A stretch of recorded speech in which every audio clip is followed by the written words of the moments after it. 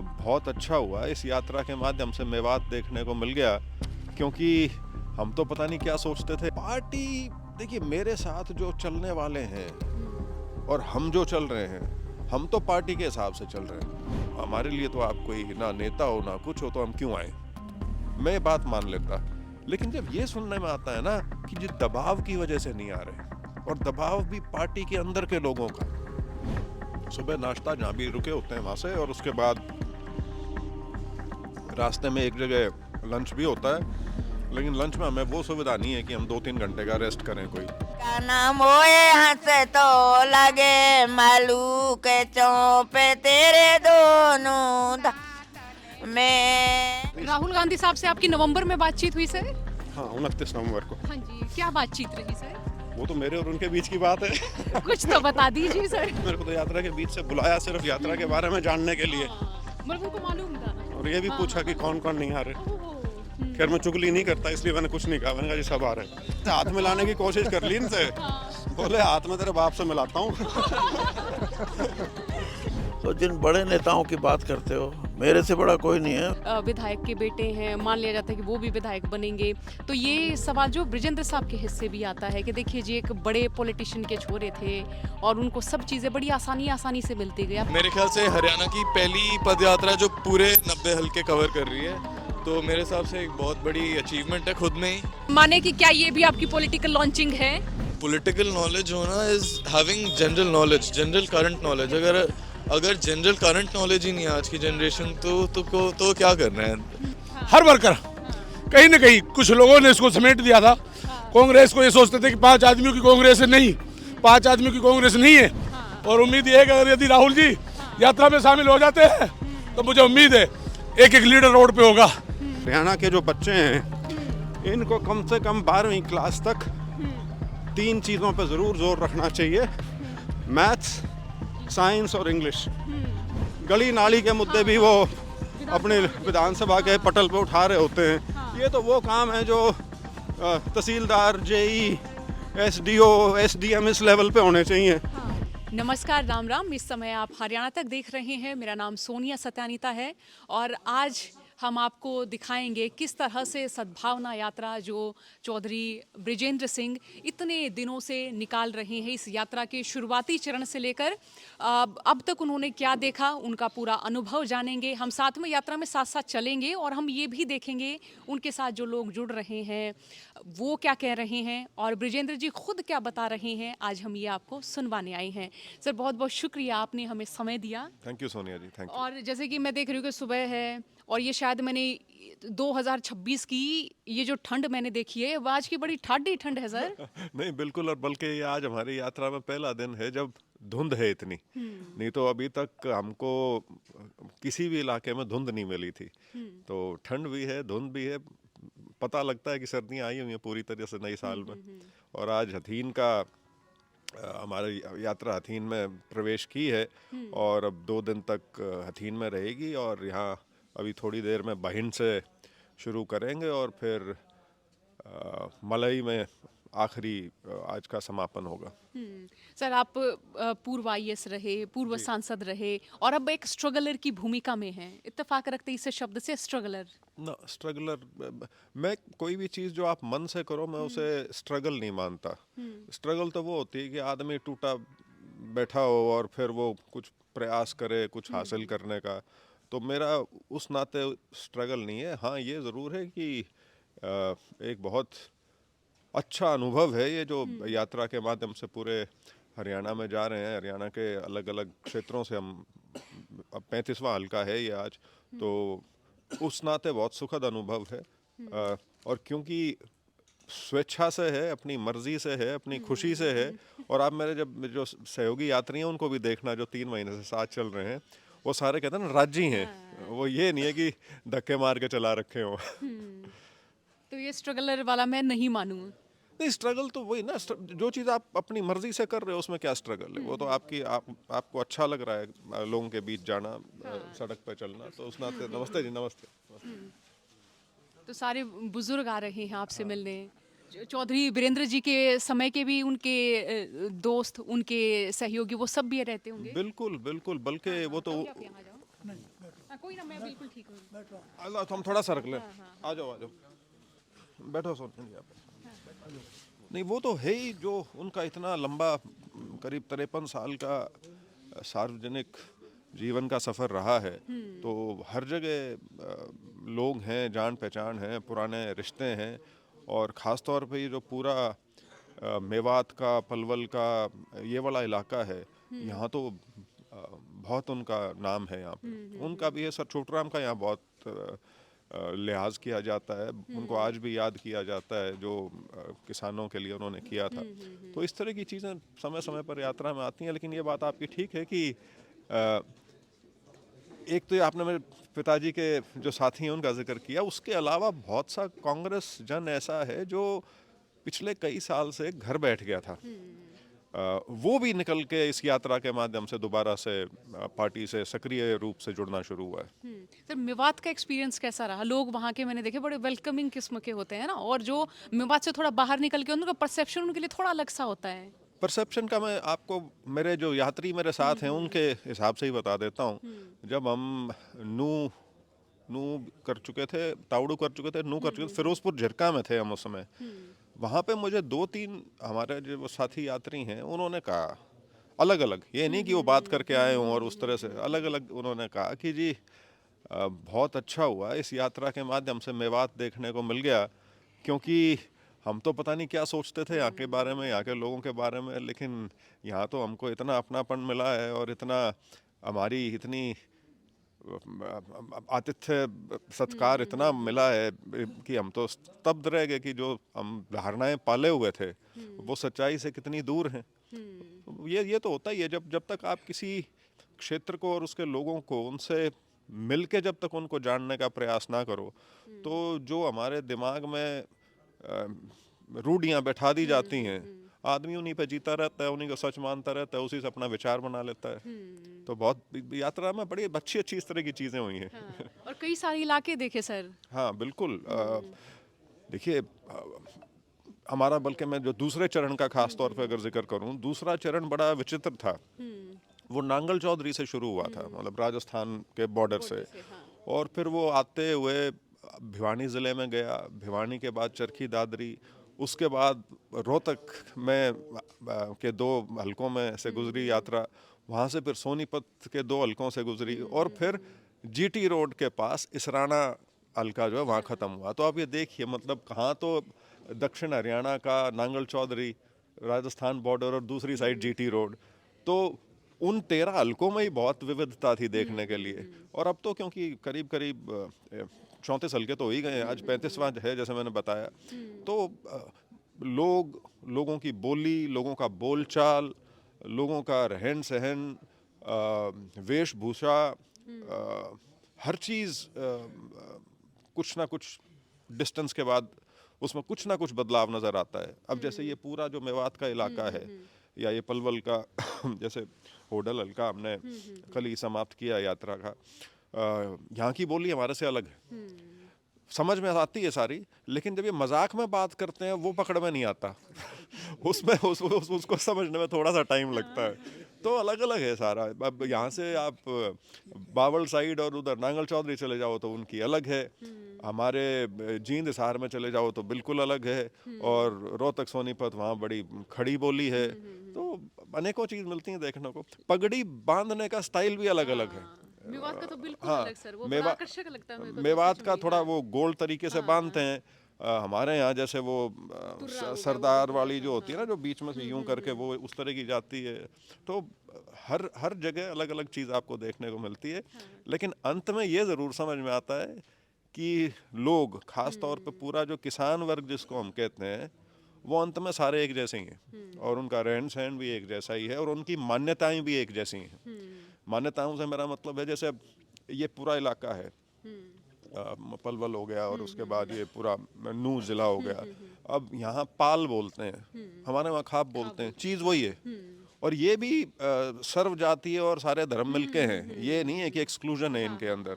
तो जो मैंने कहा कि अंत में जितना भी ये हमारा ग्रामीण क्षेत्र है, ऊपरी तौर पे जो विभिन्नता है उसके नीचे यदि जाएं तो ऐसा लगता है कि एक ही है सारा। और सर देखो वो जो इलाका है वो बड़ा लड़ाकू लड़ाका, उससे आप बिल्कुल बिल्कुल बिल्कुल शांत लड़ाकू शांत वाले इलाके में आप चलते रहे, शांति वाले लोगों में। लड़ाकू से मतलब जैसे भिवानी जिला है उसका मैं हमेशा उदाहरण देता हूँ, क्योंकि मैं पहले भिवानी इस तरह से गया नहीं था। तो सुनते थे कि बड़ा क्रांतिकारी इलाका है, आंदोलन बहुत हुए हैं वहाँ पे, बड़े मजबूत आंदोलन भी हुए हैं, शहादतें भी हुई हैं। तो जब मैं भिवानी गया तो वो चीज़ देखने को मिली, साक्षात रूप से देखने को मिली।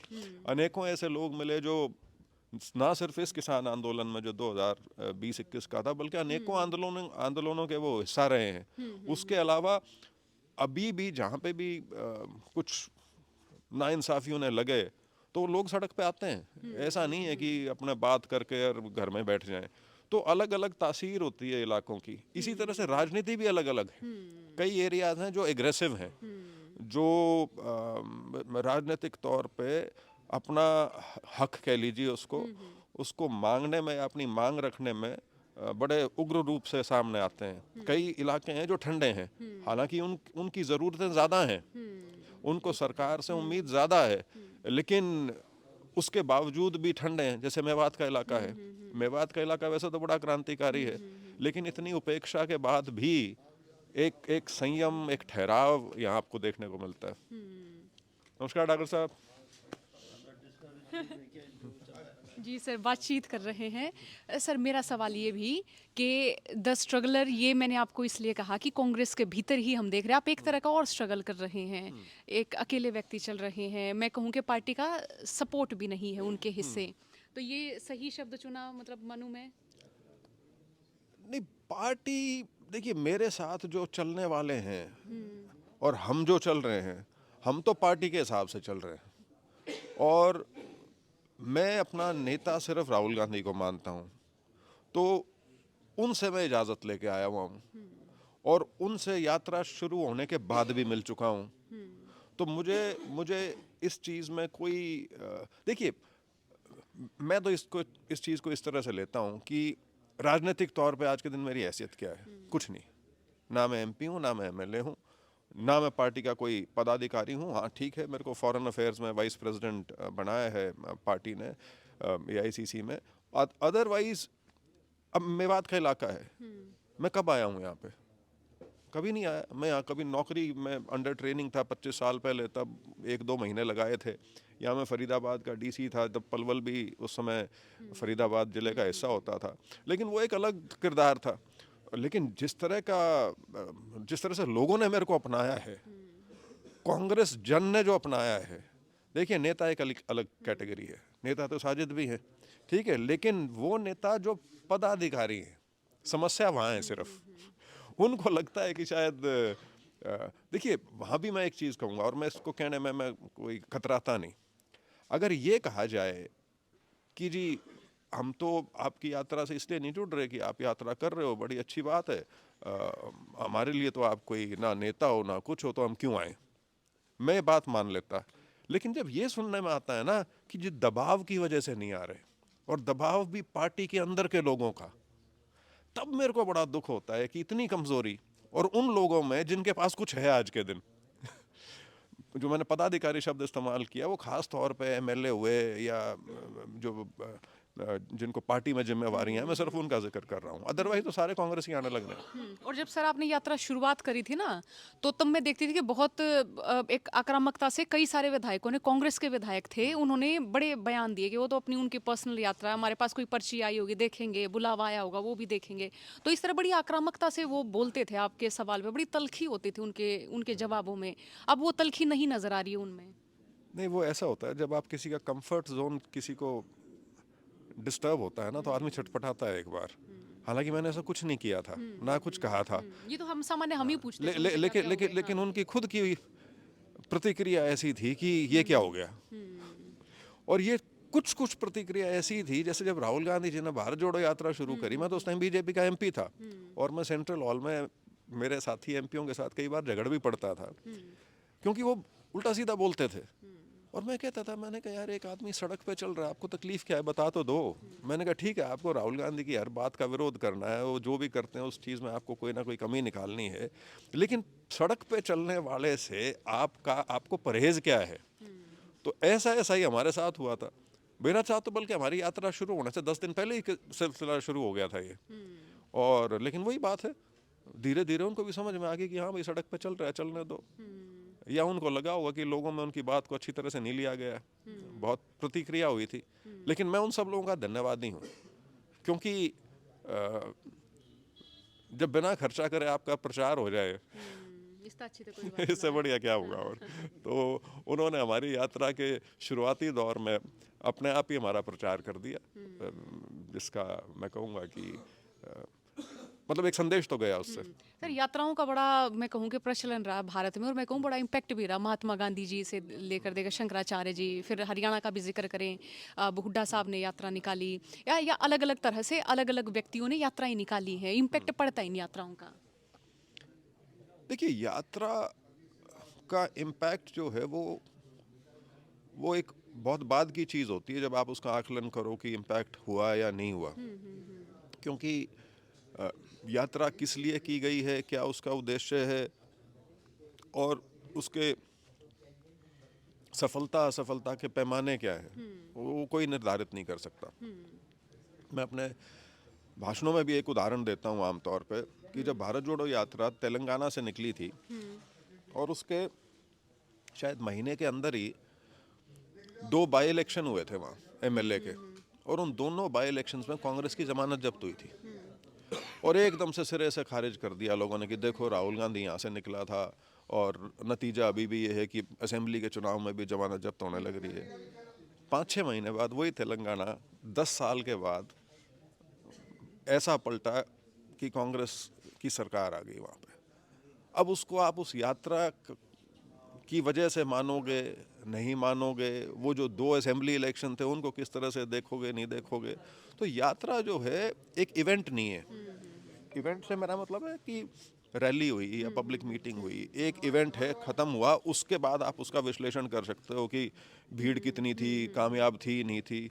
यात्रा तो एक प्रक्रिया है, एक चलती हुई लंबी चीज़ है, और ये कभी एक इशू पे फोकस्ड भी नहीं रह सकती। आप ठीक है, यात्रा का एक मेन एम होगा, दांडी मार्च था, वो नमक सत्याग्रह था, राहुल गांधी की भारत जोड़ो यात्रा थी, वो भारत जोड़ो जो वो नफरत के बाजार में मोहब्बत की दुकान, वो उसका बेसिक थीम था। हमारा भी बेसिक थीम तो सद्भाव है, और कांग्रेस का हाथ भाईचारे के साथ। लेकिन कोई भी इशू जो आता है, राष्ट्रीय अंतर्राष्ट्रीय, उस जिले का, उस हलके का, उस गांव का भी कई बार, तो वो भी हम इस यात्रा के माध्यम से फिर उठाते हैं। तो इसका ये असेस करना कि सफल है नहीं है, या सफल हुई तो कितनी सफल हुई, मुझे नहीं लगता। ये यात्रा के दौरान कम से कम आप कर सकते हो, बाद में करेंगे। हाँ, बतौर इंसान कितना चेंज आया सर आपने? मैं ठीक ही हूँ, जैसा था वैसा ही हूँ। मैं कोई ये कहूँ कि मैं यात्रा के दौरान बड़ा आध्यात्मिक हो गया, तो ऐसा तो नहीं है। क्योंकि ये यात्रा थोड़ी सी अलग इसलिए है, हम चलते तो 20-25 किलोमीटर हैं रोज़, लेकिन निरंतर लोगों से संपर्क में रहते हैं। तो वो कहें कि कोई बहुत लंबे रास्ते आ रहे हैं जहाँ पे दिमाग किसी सोच में चला गया, और होता है कई बार। लेकिन हाँ, ये है कि मेरे को पहली बार ये लगना शुरू हुआ कि जनसंपर्क किसको कहते हैं। वैसे तो मैं एमपी रह लिया, 2 इलेक्शन लड़ लिया, लेकिन जनसंपर्क निरंतर बना रहना, वो इस यात्रा के माध्यम से मैंने सीखा है, जो शायद मेरा टेम्परामेंट नहीं रहा था। वो 21 साल की जो नौकरी कर रखी थी, और उसके बाद बड़ी सरलता से मैं एमपी बन गया था, तो वो एक जिस तरह से एक मास कांटेक्ट होता है, वो उसका आभास मुझे इस यात्रा के माध्यम से हो रहा है। तो उस नाते कह लीजिए कि मैं कुछ बदलाऊंगा। क्या इरिटेशन हुई जो लोगों से मिलते हैं? इतना ज़रूर है, कुछ वेट तो ज़्यादा कम नहीं हुआ, लेकिन मेरी बेल्ट ज़रूर टाइट हुई है। लुक भी आपका राहुल गांधी जैसा हो गया सर। नेता है मेरा, उस जैसे लगते हैं तो बड़ी अच्छी बात है।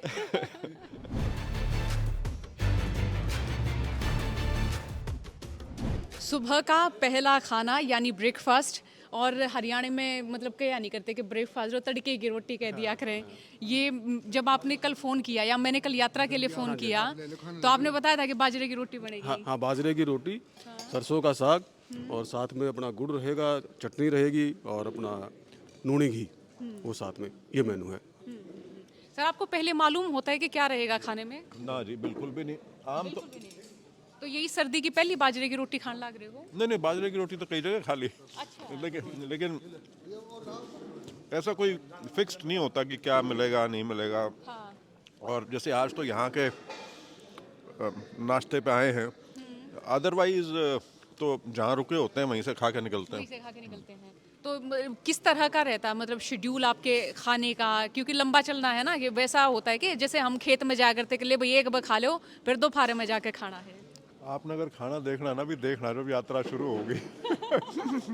बहुत हमारा, मैं वही कह रहा हूँ ना, जिस तरह से लोगों ने हमारा हौसला बढ़ाया है, उसका एक बहुत बड़ा हिस्सा खाने पीने का ख्याल रखना भी है। बहुत लोगों ने सेवा की है हमारी, और हमारे सारे यात्री जो हैं, क्योंकि ईंधन तो चाहिए आपको रोज चलने के लिए, तो सुबह नाश्ता जहाँ भी रुके होते हैं वहाँ से, और उसके बाद रास्ते में एक जगह लंच भी होता है। लेकिन लंच में हमें वो सुविधा नहीं है कि हम 2-3 घंटे का रेस्ट करें कोई, तो आम तौर पे खाया और 10-15 मिनट में निकल लेते हैं आगे। और आम तौर पे जो लास्ट का फंक्शन होता है वहाँ भी डिनर तो नहीं, बट स्नैक्स कह लीजिए, पकौड़े या मीठा कोई और चाय, उसका इंतज़ाम होता है।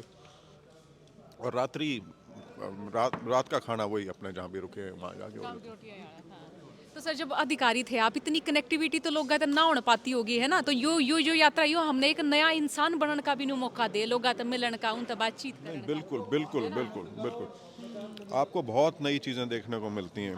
बहुत कुछ नया देखने को मिलता है। खेती अलग अलग तरह की है, जबकि हरियाणा इतना ज़्यादा बड़ा स्टेट नहीं है, लेकिन उसमें भी रीजन्स हैं अलग अलग। जैसे जब हम साउथ हरियाणा में, खास तौर पर जो महेंद्रगढ़ वाला ज़िला था, वहाँ बहुत आपका स्प्रिंकलर का यूज़ है, और वाटर कंजर्वेशन के अलावा वहाँ पेड़ों को भी वो बहुत मान देते हैं वहाँ, जो कि हमारे वाली बेल्ट में अब नहीं बचे। खेतों में पेड़ पूड़ आपको देखने को नहीं मिलते अब, सारे जीरी और गेहूं के चक्कर में सारे बराबर कर दिए। लेकिन तो अलग अलग चीज़ें मिलती हैं देखने को। वहाँ की जो सब्जियां हैं, या ये जो सलाद जिसको कहते हैं, मूली वगैरह, उनमें स्वाद अलग, क्योंकि शायद वहाँ पेस्टिसाइड और फर्टिलाइज़र इतना इस्तेमाल नहीं होता जितना बाकी इलाकों में। अनेकों चीज़ें मिलती हैं देखने को।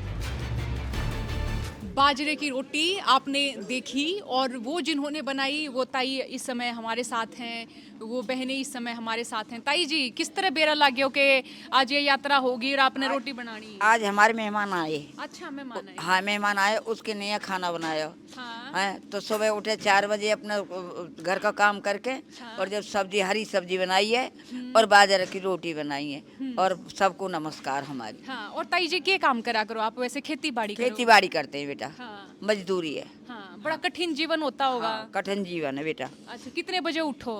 4 बजे। हर रोज 4 बजे? हाँ जी। क्या काम करो? देखो, घर की झाड़ू लगाएंगे, बाहरी लगेंगे, और अपने बर्तन साफ करेंगे, गोपाल जी की सेवा कर, नहाएंगे, धोएंगे, गर्म पानी करेंगे, गोपाल जी की सेवा करेंगे, गोपाल जी की सेवा करके फिर उसका खाना बनाएंगे, उसको भोग लगाएंगे। और गोबर, गाय भैंस अपने उनकी ढोरन की करते हैं, फिर जंगल भरे के जाते हैं, खेती कमाते हैं। बस ये पूरी दिनचर्या, दिन भर काम करते रहो? दिन भर काम करते रहे बाबू। हम ऐसे, हमारे ऐसे कहाँ है, हम तो मजदूर आदमी है बाबू, ऐसे करते रहे।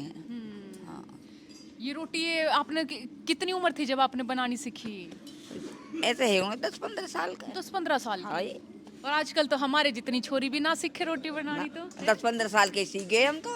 वही देहात को काम है ना हमारा तो। हाँ। हमें तो छोटी छोटी, अब इतनी सी लाली लगा ली है, ये सीख गई सब। अच्छा। हाँ, सारा सीख गई। हाँ। हाँ। अब ये जब भी तो ये हरी सब्जी और ये बनी है ना। हाँ, और रात को हाँ। सब बाजरे की रोटी है, मिक्सी रोटी है, हाँ। पूड़ी भी है, हाँ। और आलू मटर की भी सब्जी, गाजर की सब्जी मिक्सदार है, और हरी सब्जी अलग है, रायता अलग है।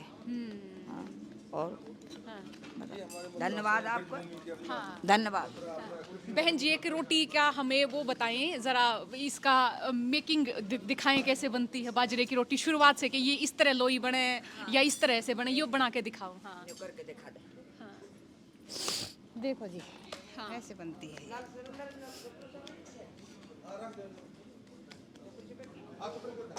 बेलन की आवश्यकता ना पड़े ना। ना जी, बेलन की आवश्यकता।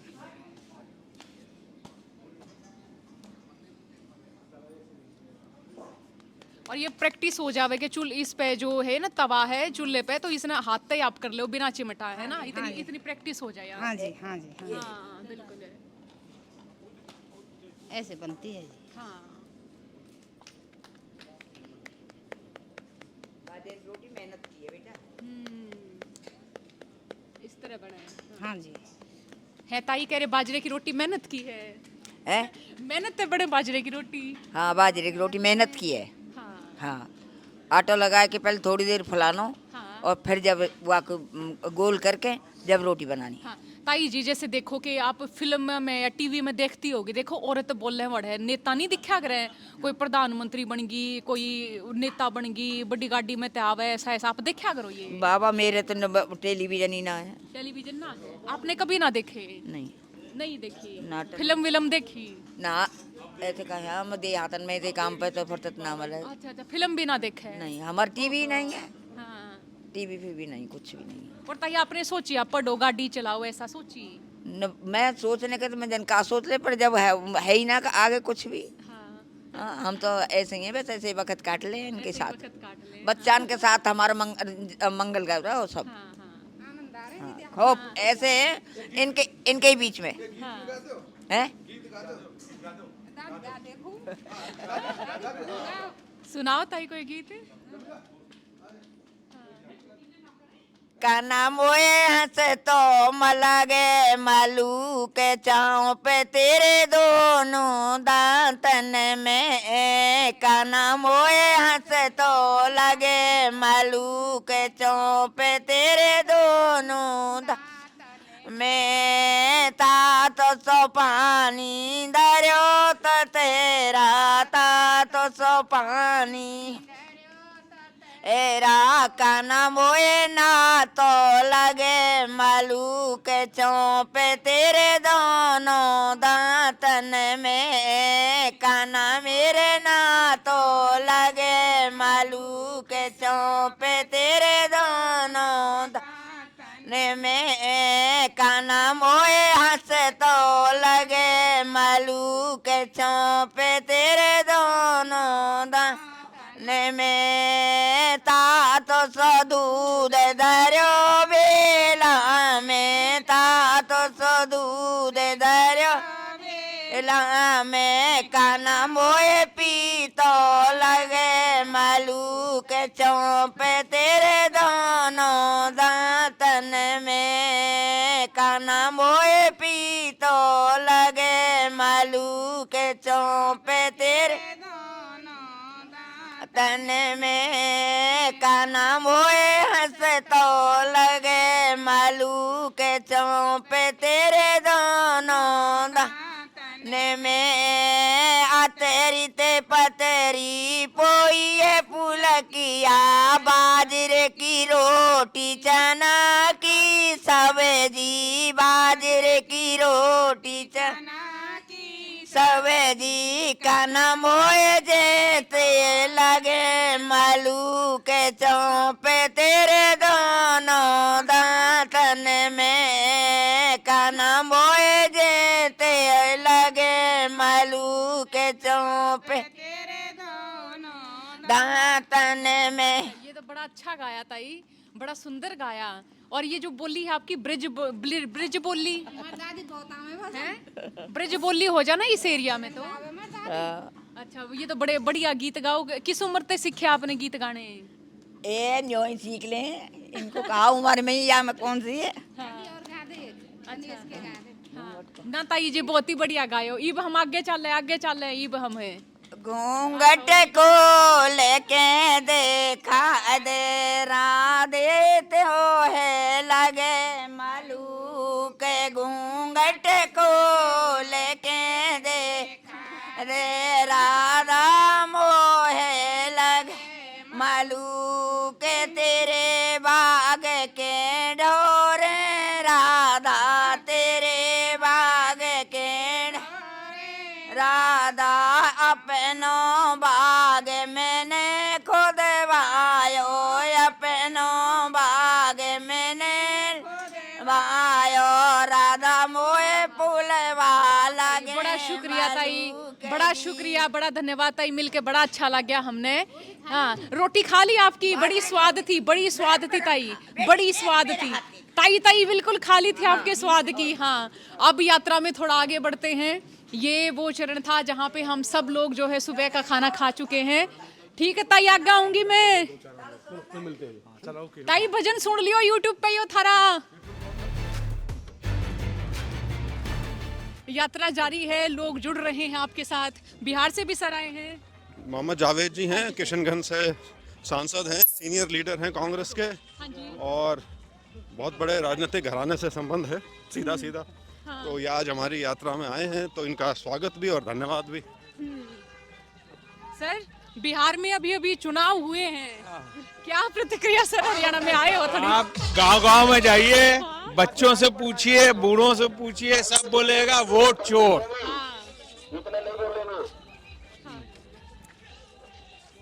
और जितने भी पिछले कुछ इलेक्शन हैं जो आपके हरियाणा से लेके बिहार तक, सब वोट चोरी से जीती गई है, कोई भी पब्लिक के वोट से नहीं जीती गई है। हरियाणा आए सर, इससे पहले भी कभी आए हैं हरियाणा आप? नहीं आए हैं, लेकिन हमारा सौभाग्य है कि भाई साहब के यात्रा के बारे में जानकारी मिली, हमने परमिशन लिया और हम शिरकत कर रहे हैं।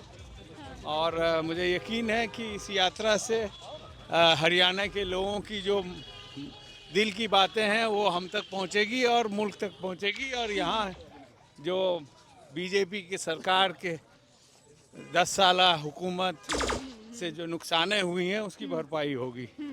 ये इलाका मेवात सर, इधर हमने देखा यहाँ पे बीजेपी राज के दौरान मेवात में दंगा हुआ।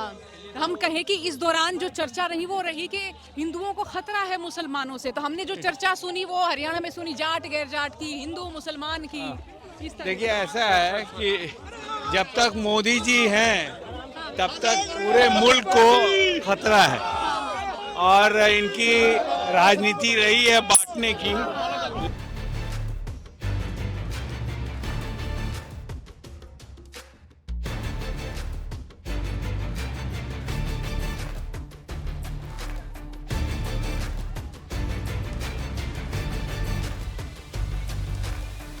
जो यात्रा राहुल जी ने किया, पूरे हिंदुस्तान के लोगों को उत्साह हुआ, लेकिन फिर मायूसी हो गई कि वोट चोरी के जरिए जो है फिर ये बीजेपी की सरकार बनी।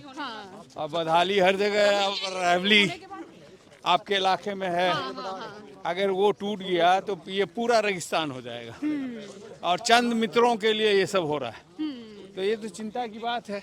आप जी जी जी जी सर, अब सवाल मेरा ये भी कि इलाका मेवात में मैं भी घूमी हूँ, आप भी आ रहे हैं, है ना? इस इलाके को लेकर इतना परसेप्शन रहा, आप जाएंगे तो लोग इतना खुशी से मिलेंगे, बाहें फैला देंगे आपके लिए। बिल्कुल, हमारा तो मेवात की शुरुआत कई दिन पहले हुई थी, अब तो बल्कि मेवात का कह सकते हैं आखिरी हिस्सा है अथीन का। और जो प्यार मोहब्बत और जो आशीर्वाद वहाँ मिला है हमें, बिल्कुल, ना सिर्फ मैं, मेरे जितने भी यात्री साथी हैं तो सभी इस चीज़ से अभिभूत हैं, और बहुत बहुत खुशी है सबको इस बात की। और जो आपने परसेप्शन की बात की, जो हमने सुबह भी नाश्ते में की थी, कि परसेप्शन तो जब तक आदमी चीज़ देख ना ले तो तब तक समझ में नहीं आती कि असली रूप या स्वरूप है क्या। तो वो जब यहाँ पे घूमे हैं 10-12 दिन, तो उसमें सबकी आंखें खुली। सर, जो बीजेपी ने जो किया है, या जो खाई हमारे बीच में जो हुई है हिंदू मुसलमान के बीच में, जाट गैर जाट के बीच में, क्या आप मानते हैं कि ये कम हो पाएगी और कितने वर्ष लगेंगे इसे?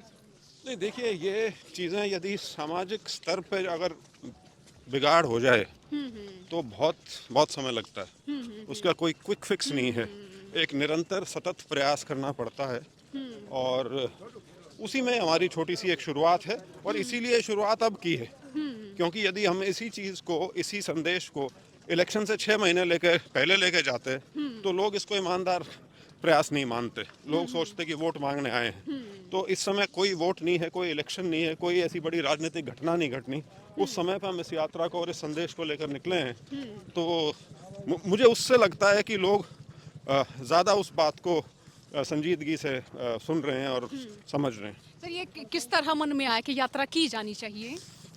मन में तो ये आया, जब वैसे तो मैं जो राहुल गांधी की भारत जोड़ो यात्रा थी उससे बहुत प्रभावित था, और कई बार मन में आती थी उस यात्रा के दौरान मैं उसमें कूद जाऊं। फिर एक चीज़ से मैं झिझक जाता था कि बाई इलेक्शन हो जाएगा। तो खैर वो तो एक बात हुई, लेकिन प्रेरणा तो वो है। लेकिन जब ये जून के महीने की बात है, कुछ साथियों के साथ हमने बैठ के चर्चा किया कि अब 8 महीने हो गए चुनाव खत्म हुए, सक्रियता आनी चाहिए किसी प्रकार से। तो उसकी जो योजना सी बन रही थी, तब मेरा ये विचार था कि क्योंकि मैं भी, जैसे मैंने कहा, भारत जोड़ो यात्रा की तर्ज पे कुछ करने की मन में थी, तो तब फिर मैंने अपनी तरफ से प्रस्तावित किया कि यात्रा करते हैं। और मुझे हैरानी इस बात की थी कि वो जितने भी हमारे साथी थे राजनीतिक लोग हैं, लेकिन सब एक मत से सबने सहमति जताई। नहीं तो वो सारे राजनीतिक लोग थे, कह सकते थे जी इस समय इतना, अभी तो 4 साल पड़े हैं, सरकार का 1 साल भी पूरा नहीं हुआ, अभी क्या फ़ायदा इतनी लंबी चौड़ी यात्रा करने का। लेकिन सबने सहमति जताई और उसके बाद हमने तैयारी शुरू कर दी। राहुल गांधी साहब से आपकी नवंबर में बातचीत हुई सर? हाँ, 29 नवंबर को। हाँ जी, क्या बातचीत रही सर? वो तो मेरे और उनके बीच की बात है। कुछ तो बता दीजिए सर। नहीं, मुख्यतः मैं उस समय चरखी दादरी वाला जो हल्का है, वहाँ पे मैं यात्रा में था। तो वहाँ मुझे संदेश आया था कि आपको बुलाया है, तो फिर मैं वहाँ से मिलने गया था उनसे। और 2 चीज़ें मोटी बता देता हूँ। एक तो यात्रा के बारे में चर्चा हुई पूरी डिटेल में, और मेरी उनसे सही मायने में राजनीतिक चर्चा पहली बार हुई, क्योंकि उन्होंने हरियाणा की और कुछ और भी राजनीतिक चीज़ें जो हैं, पॉलिटिकल पार्टी से संबंधित, कुछ पर्सनालिटी से संबंधित, उसके बारे में भी सवाल जवाब किए। तो अच्छा आधा घंटा की मुलाकात थी। तो आएंगे सर क्या वो यात्रा में? मैं उनको इनवाइट करने जाऊंगा जब मेरे 42 हल्के ये फेज जब खत्म हो जाएगा, उसके बाद इनवाइट करने जाऊंगा मैं उनको। ये उनके ऊपर है कि वो कब आना चाहेंगे। तो ये कहूँगी, देखो हरियाणा के जो नेता हैं जिनका मैं पहले भी जिक्र कर रही थी, वो बड़ा तल्खी से आपकी यात्रा के बारे में उत्तर देते रहे कि व्यक्तिगत यात्रा है, देखेंगे जाएंगे। ऐसा हाईकमान की ओर से इस प्रकार का कोई रिएक्शन नहीं आया है? नहीं, सवाल ही नहीं। मेरे को तो बल्कि जब, जैसे मैंने बताया, मेरे को तो यात्रा के बीच से बुलाया सिर्फ यात्रा के बारे में जानने के लिए, मतलब उनको मालूम था। और ये भी पूछा कि कौन कौन नहीं आ रहे। खैर मैं चुगली नहीं करता, इसलिए मैंने कुछ नहीं कहा, मैंने कहा जी सब आ रहे। लेकिन ये नेताओं की अमूमन इस तरह वाली जो बातचीत होती है ना, मैं देखती हूँ कि एक दूसरे की काट करते हैं, बात करते हैं। कुछ ऐसी शिकायत नहीं करते आप? वो कमजोर लोग करते हैं। चुगली जो है ना, चुगली वो करता है जिसका खुद का सामर्थ्य उतना ना हो, जहाँ वो पहुँचना चाहता है, तो चुगली के माध्यम से पहुँचने का प्रयास करता है। तो मैं उस तरह का, शायद मेरी अपब्रिंगिंग उस तरह की नहीं है। तो ठीक है, प्रयास कर रहे हैं अपनी तरफ से।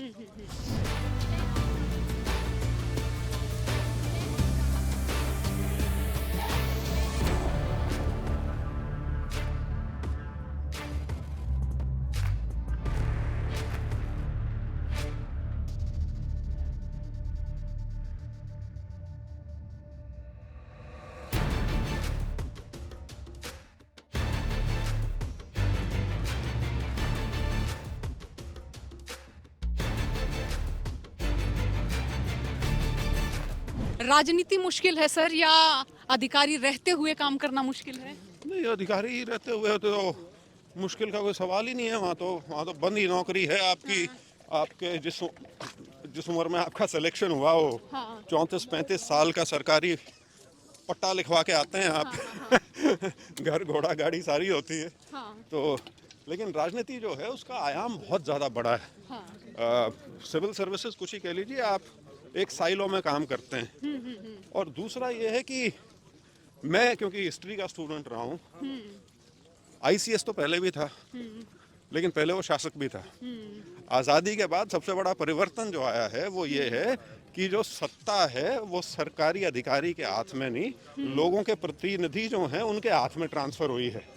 और ये चीज़ जिस जमात से मैं आता हूँ उनको शायद अभी तक भी समझ में नहीं आई हुई पूरी तरह से। वो अभी भी सोचते हैं कि वो ICS वाली मुद्रा में ही चलते रहेंगे। खैर समय बदल चुका है बहुत।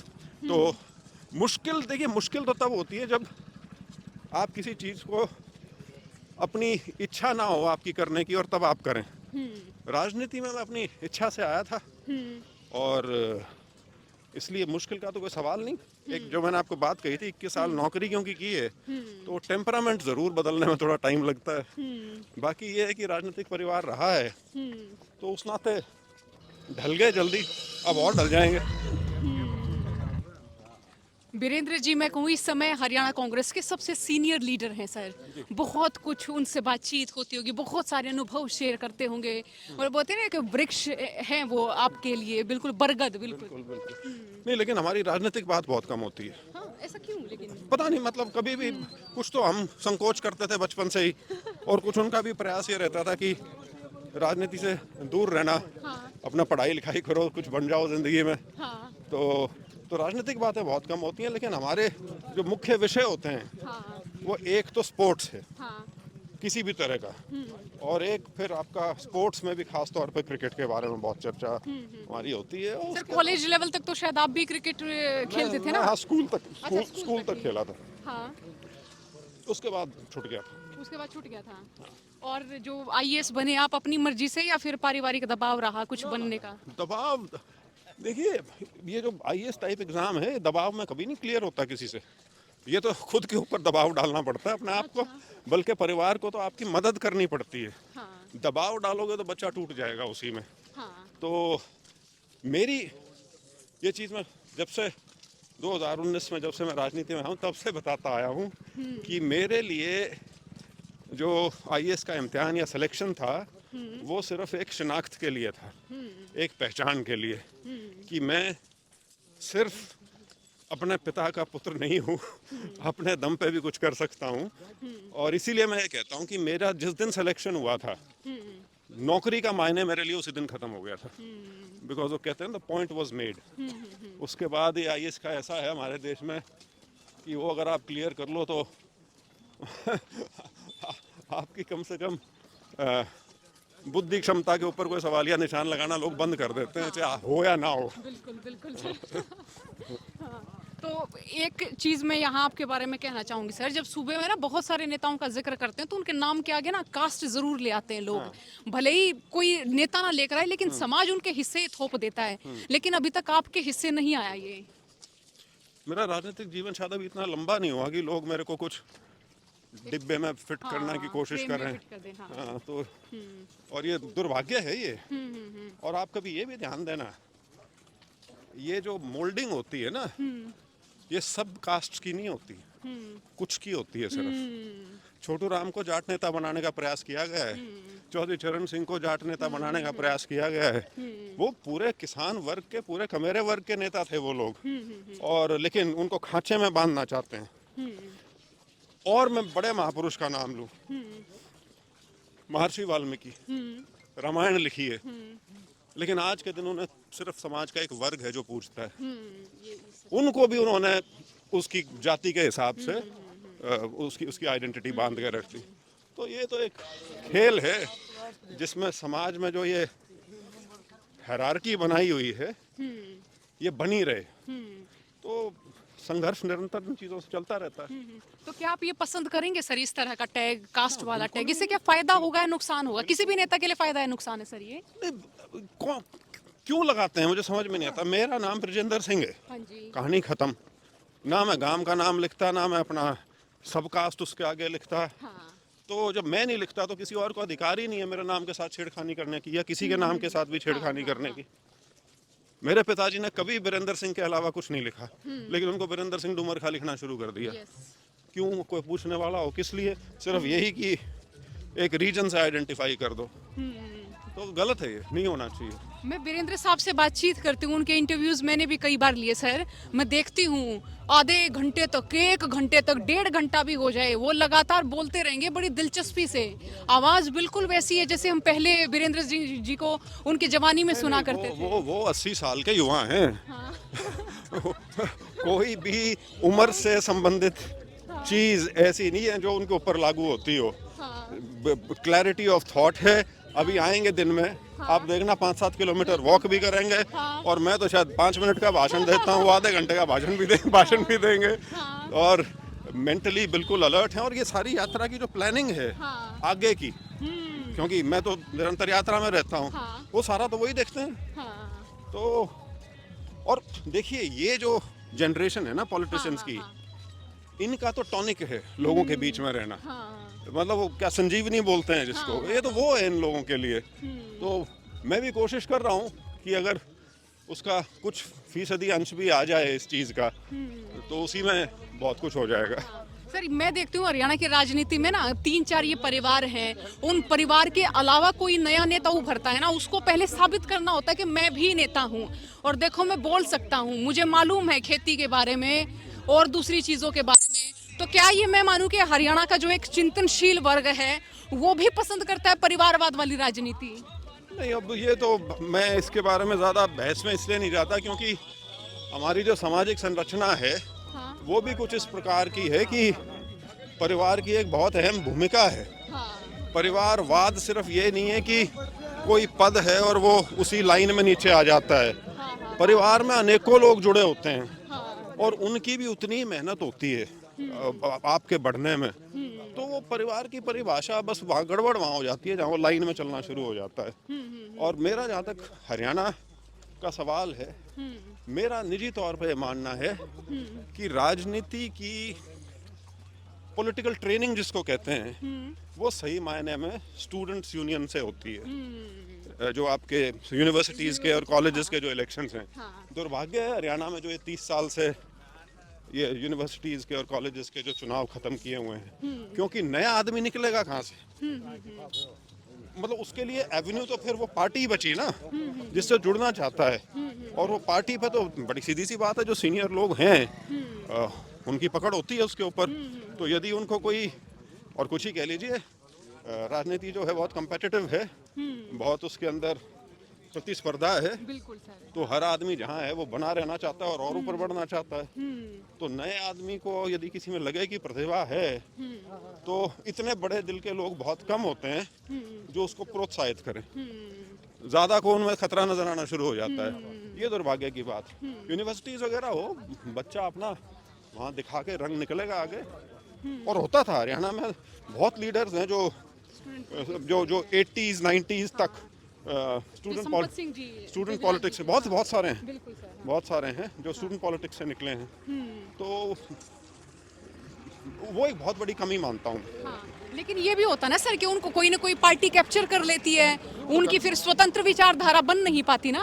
नहीं, देखिए बड़ी राजनीति करनी है तो अंततः आपको किसी राजनीतिक दल में तो जाना ही पड़ेगा। और राजनीतिक दल का वही डिसिप्लिन तो होता ही है। तो उसमें आदमी को खुली छूट हर चीज में थोड़ी होती है। कोई ना कोई बंदिश तो, जब आप किसी बड़े कुनबे का हिस्सा बनोगे तो ये तो नहीं है ना कि सिर्फ आपकी चौधर चलेगी। उसमें विचार भी अलग अलग होंगे, विचारधारा भी किस तरह से आप उसको डिफाइन करें उसमें भी अंतर होगा। तो वो तो ठीक है, वो तो हर जगह होता है। वो तो मियाँ बीवी के रिश्ते में पूरी समझौता कहाँ होता है? सारी उम्र लड़ते नहीं। और गांव देहात में तो सर लड़ाई बड़ी वैसी हो जाती है, वो लठ वाली बिल्कुल है। शहरों में नहीं होती। हाँ बिल्कुल होती है। शहरों में बस घर में लठ नहीं होता, बाकी तो सब कुछ वही है। नहीं, क्योंकि वो है ना सर, अनुभव मेरा गांव का घना रहा है। सर सवाल ये भी कि बीजेपी ने जिस तरह से हरियाणा में, मैं कहूँ कि वो रग रग में नहीं होता, वो एक जात पात वाली चीज़, अब हर कोई उसी पहचान के पीछे पड़ा रहता है जब चुनाव आते हैं। तो क्या आपको लगता है कि उसे तोड़ा जाएगा और ये कितना मुश्किल है? इसका तो मैं जवाब आपको दे चुका। ये यात्रा हमारे उसी की ओर एक छोटा सा प्रयास है। जैसे मैंने कहा कि ये तो एक निरंतर संघर्ष के बाद ही इस चीज़ को रोका जा सकता है। कोई एक इवेंट में या एक इलेक्शन में आप ये सोचो कि इसको बदल दोगे, उस तरह से नहीं होता। और नए नेताओं को लाना पड़ेगा। और ये हमने 2024 हरियाणा इलेक्शन में देख भी लिया। 10 साल से ऐसा माहौल था प्रदेश में कि लोग बीजेपी को उखाड़ फेंकना चाहते थे। लेकिन जैसे जैसे इलेक्शन करीब आया, वो जो विभाजन बीजेपी ने किए थे, भले ही वो उनके राज से ग्रस्त थे, त्रस्त थे, दुखी थे, लेकिन अंत में घूम फिर के वहीं खड़े मिले जहाँ खड़े हुए थे पहले। तो इसीलिए मैं कहता हूँ ये समाज में जो दरार यदि पड़ जाए वो उसमें टाइम लगता है। लेकिन सर मैं ये भी कहूँ ना, चुनाव के दौरान सबसे बड़ा, क्योंकि उदाहरण हमारे टाइम का है, मुजफ्फरनगर का दंगा कराया गया 2013 में। और सिर्फ उसका एक मकसद था कि बीजेपी अपना पश्चिम उत्तर प्रदेश में अपनी राजनीति को जमा सके, क्योंकि वहाँ पे जो पूरे किसान समाज का जो एक गठ था उसको वो तोड़ नहीं पा रहे थे, और उसके अंदर सारी जातियां भी थी और हिंदू मुसलमान सारे थे। वो 2013 का जो राइट मुजफ्फरनगर का है उसकी खाई आज तक नहीं भरी है, 13 साल हो गए उस बात को। तो ये चीज़ें, और जबकि वो लोग सारे वहीं रहते हैं, उन्हीं गाँव में रहते हैं, आस पड़ोस में सबके घर हैं, शायद एक ही खेत पे काम भी करते हों, लेकिन कम से कम राजनीतिक तौर पे एक उनके अंदर अंतर आ गया। तो प्रयास है हमारा। सर, चुनाव के दौरान गाना बजा कि हुड्डा आवेगा, सरकार बनावेगा, और एक तरह से ना सोशल मीडिया पे भी कांग्रेस समर्थक जितने भी थे वो बड़े आक्रामक नजर आए। मतलब ज्यादातर आक्रामकता कांग्रेसियों की ओर से रही। चौधर आवेगी, कुछ इस तरीके की टिप्पणियां भी है सोशल मीडिया पर भी, ऐसा माहौल मैं देखती थी।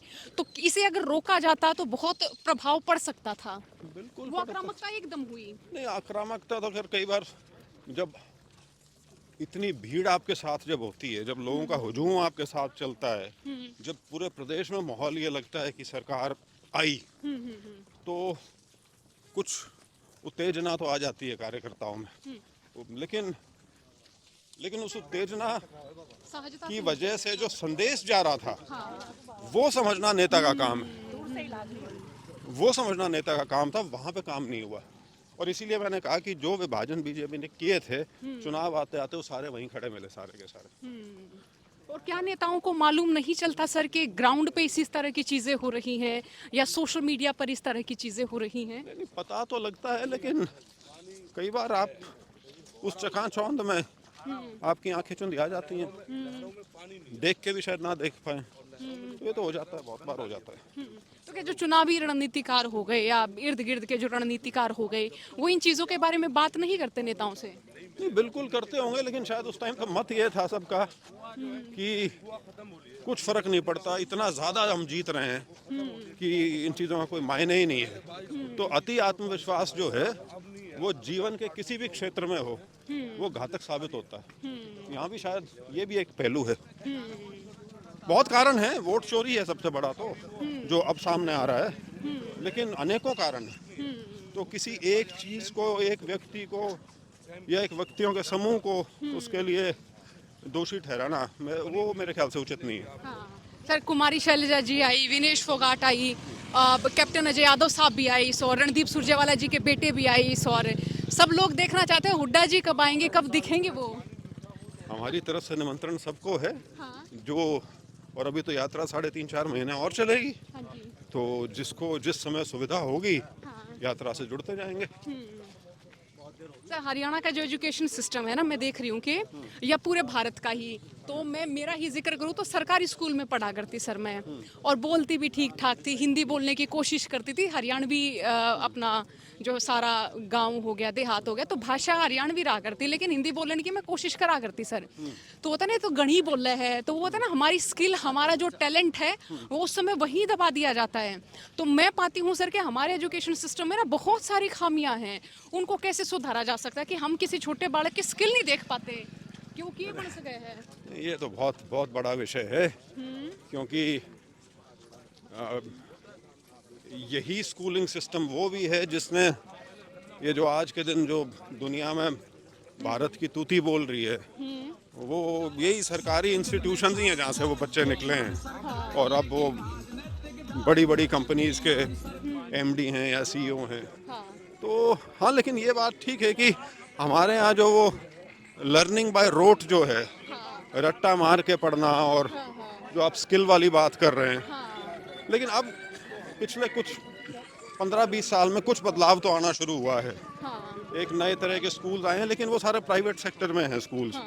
सरकारी शिक्षा अभी भी, और देखिए, जब आपको बहुत बड़ी संख्या को जब आपको पढ़ाना है, शिक्षित करना है, तो आपको फिर एक कोई स्टैंडर्डाइज फॉर्मेट बना के ही कर सकते हो उसको।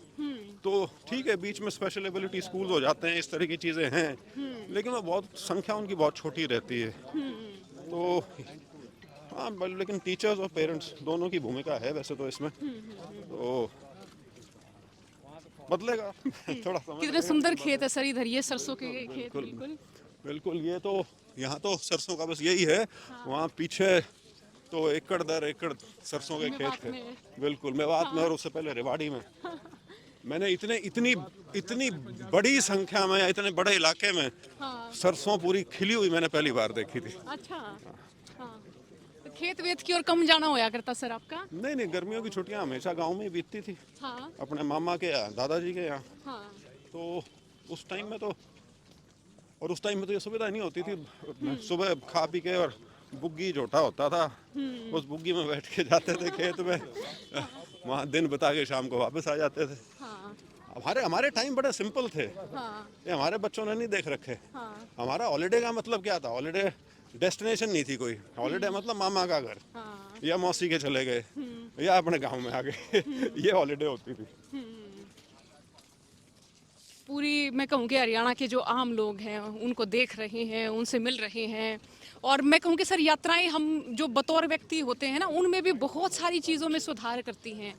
हम अलग अलग तरह के लोगों को देखते हैं, अलग अलग तरह के लोगों का दुख भी सुनते हैं, है ना सर? हाँ बिल्कुल, हर तरह की, देखिए यात्रा में आपको हर तरह की चीज़ मिलेगी। हाँ अब कहाँ गए वो? ये है जिले सिंह जी, हाँ। ये 81 साल के हैं अच्छा और ये पहले दिन से हमारी यात्रा में साथ चल रहे हैं। अच्छा ना ये जूते पहनते, हाँ अपना जिले सिंह जी। हाँ, आशीर्वाद दो आप तो। एक दिन मैंने गलती से हाथ मिलाने की कोशिश कर ली इनसे, बोले हाथ में तेरे बाप से मिलाता हूँ। तो हमारी इस तरह की बहुत चीज़ें मिलेंगी आपको। ये हमारी गांव के बस पहुंचने वाले हैं।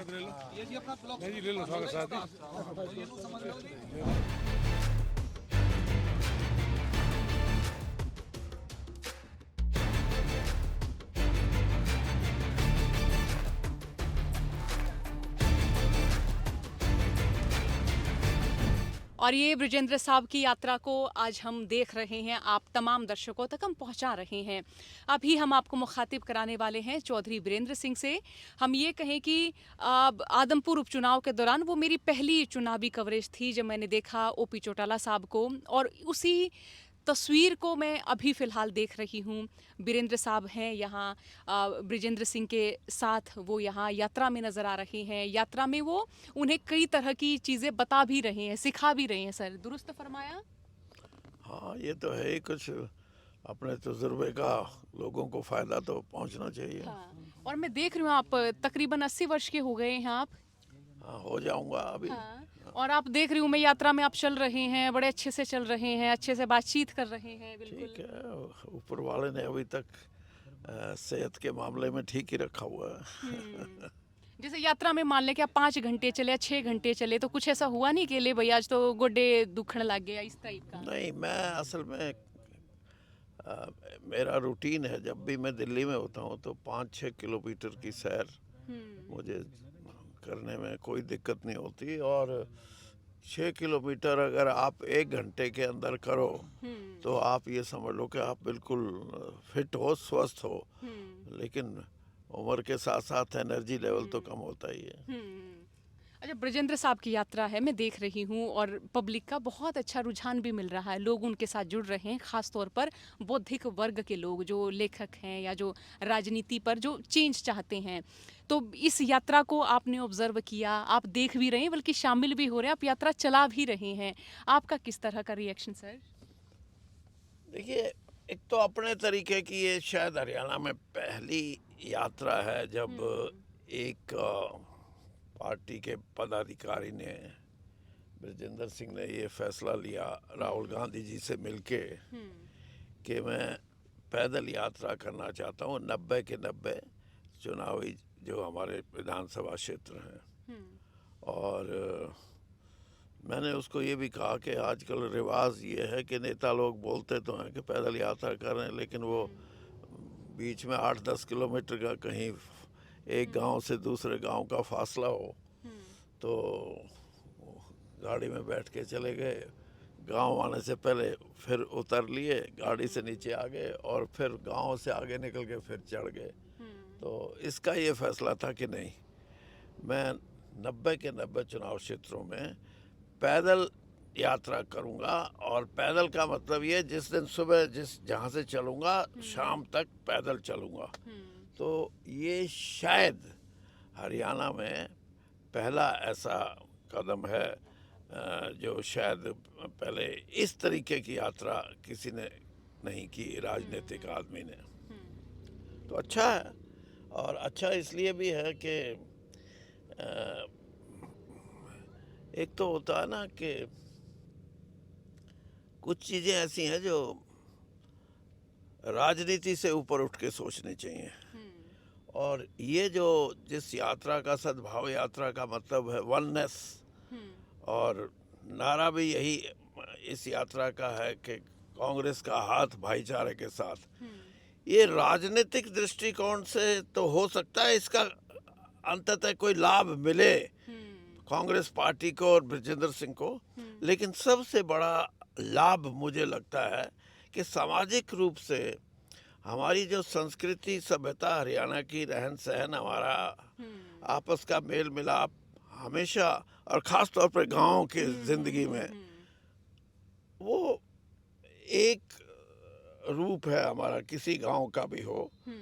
और एक रूप का मतलब उसमें हर बिरादरी के, हर धर्म के भी मैं कह सकता हूँ घर होते हैं, लेकिन उनका आपस का जो समझ है और आपस का जो उनका एक रहन सहन का अंदाज है, उसमें कोई गांव से बाहर की नहीं सोचता, एकता की बात सोचते हैं। और कभी गांव पे या गांव के किसी आदमी पे कष्ट आता है तो सारा गांव उसकी तरफ मदद करता है। तो इसलिए पिछले कुछ सालों में भारतीय जनता पार्टी के ये प्रयास रहे हैं कि हरियाणा के गांव की जो पकड़ है राजनीति में, वो सक्षम नहीं रहे वो पकड़ बनाने के लिए।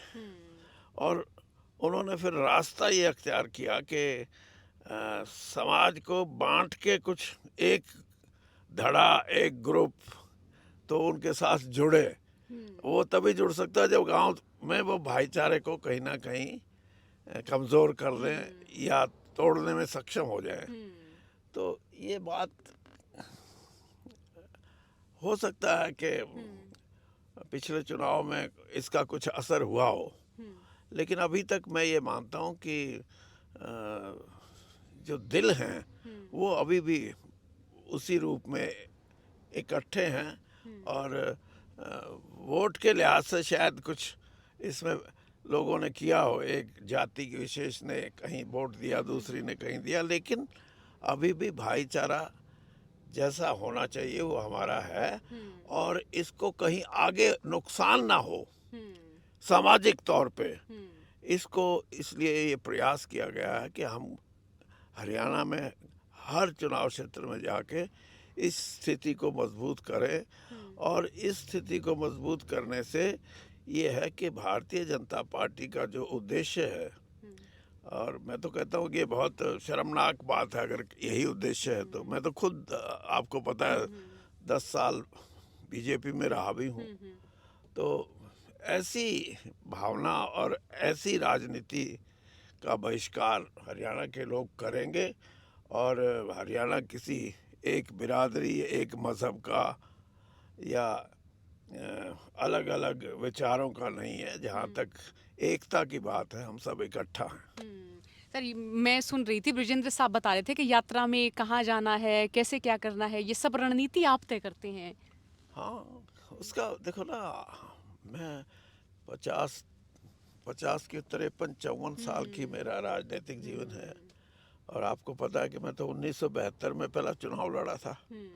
तो इस इतने लंबे चुनावी सफ़र में मेरे हज़ारों साथी हैं, जो कोई पिछले 40 साल से साथी है, कोई 40 महीने से साथी है। तो उनका, और सही मानो तो राजनीतिक रूप से बहुत से ऐसे साथी शिथिल थे और घर बैठने जैसी बात थी, क्योंकि राजनीति में कोई लक्ष्य नज़र नहीं आता था। अब मैं इसके लिए जब उनको तैयार किया तो बड़ी संख्या में वो आगे आए, उनमें उत्साह आया। और नई पीढ़ी, जैसे आपने खुद कहा कि खास तौर पे जो पढ़ा लिखा समाज है, और पढ़े लिखे का मतलब समाज का हर वर्ग, कोई वकील है, कोई डॉक्टर है, कोई इंजीनियर है, कोई प्रोफेसर है, टीचर है, इन सब ने तो बहुत बड़ा समर्थन इस यात्रा को दिया है। और वो इसलिए दिया है, मेरा आंकलन है ये, इसलिए दिया है कि समाज में अगर शांति अमन नहीं होगा तो कहीं भी हम आगे नहीं बढ़ सकते।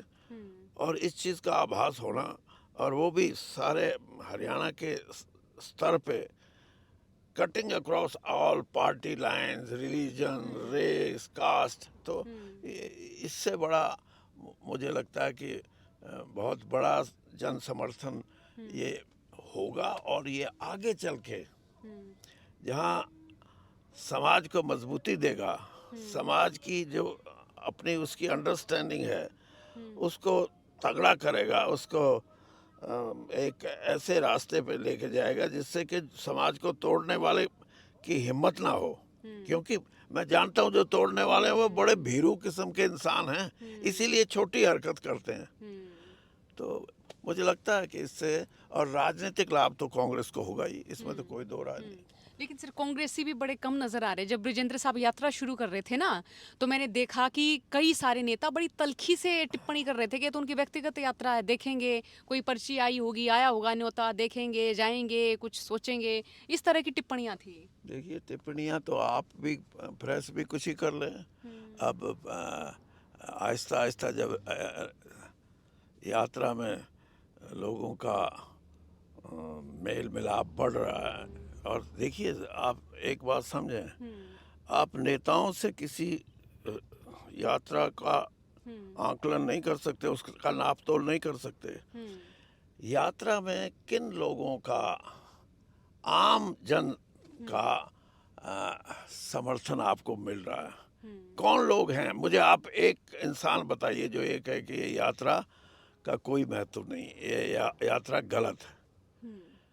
तो जब इस तरह का माहौल हो तो लोग जुड़े हैं, लोग के साथ कांग्रेस के कार्यकर्ता, जैसे मैंने कहा, उसमें भी उसका भी विश्वास बढ़े कि हाँ, हमारा अब जो सफ़र है राजनीतिक रूप में भी मजबूत होगा।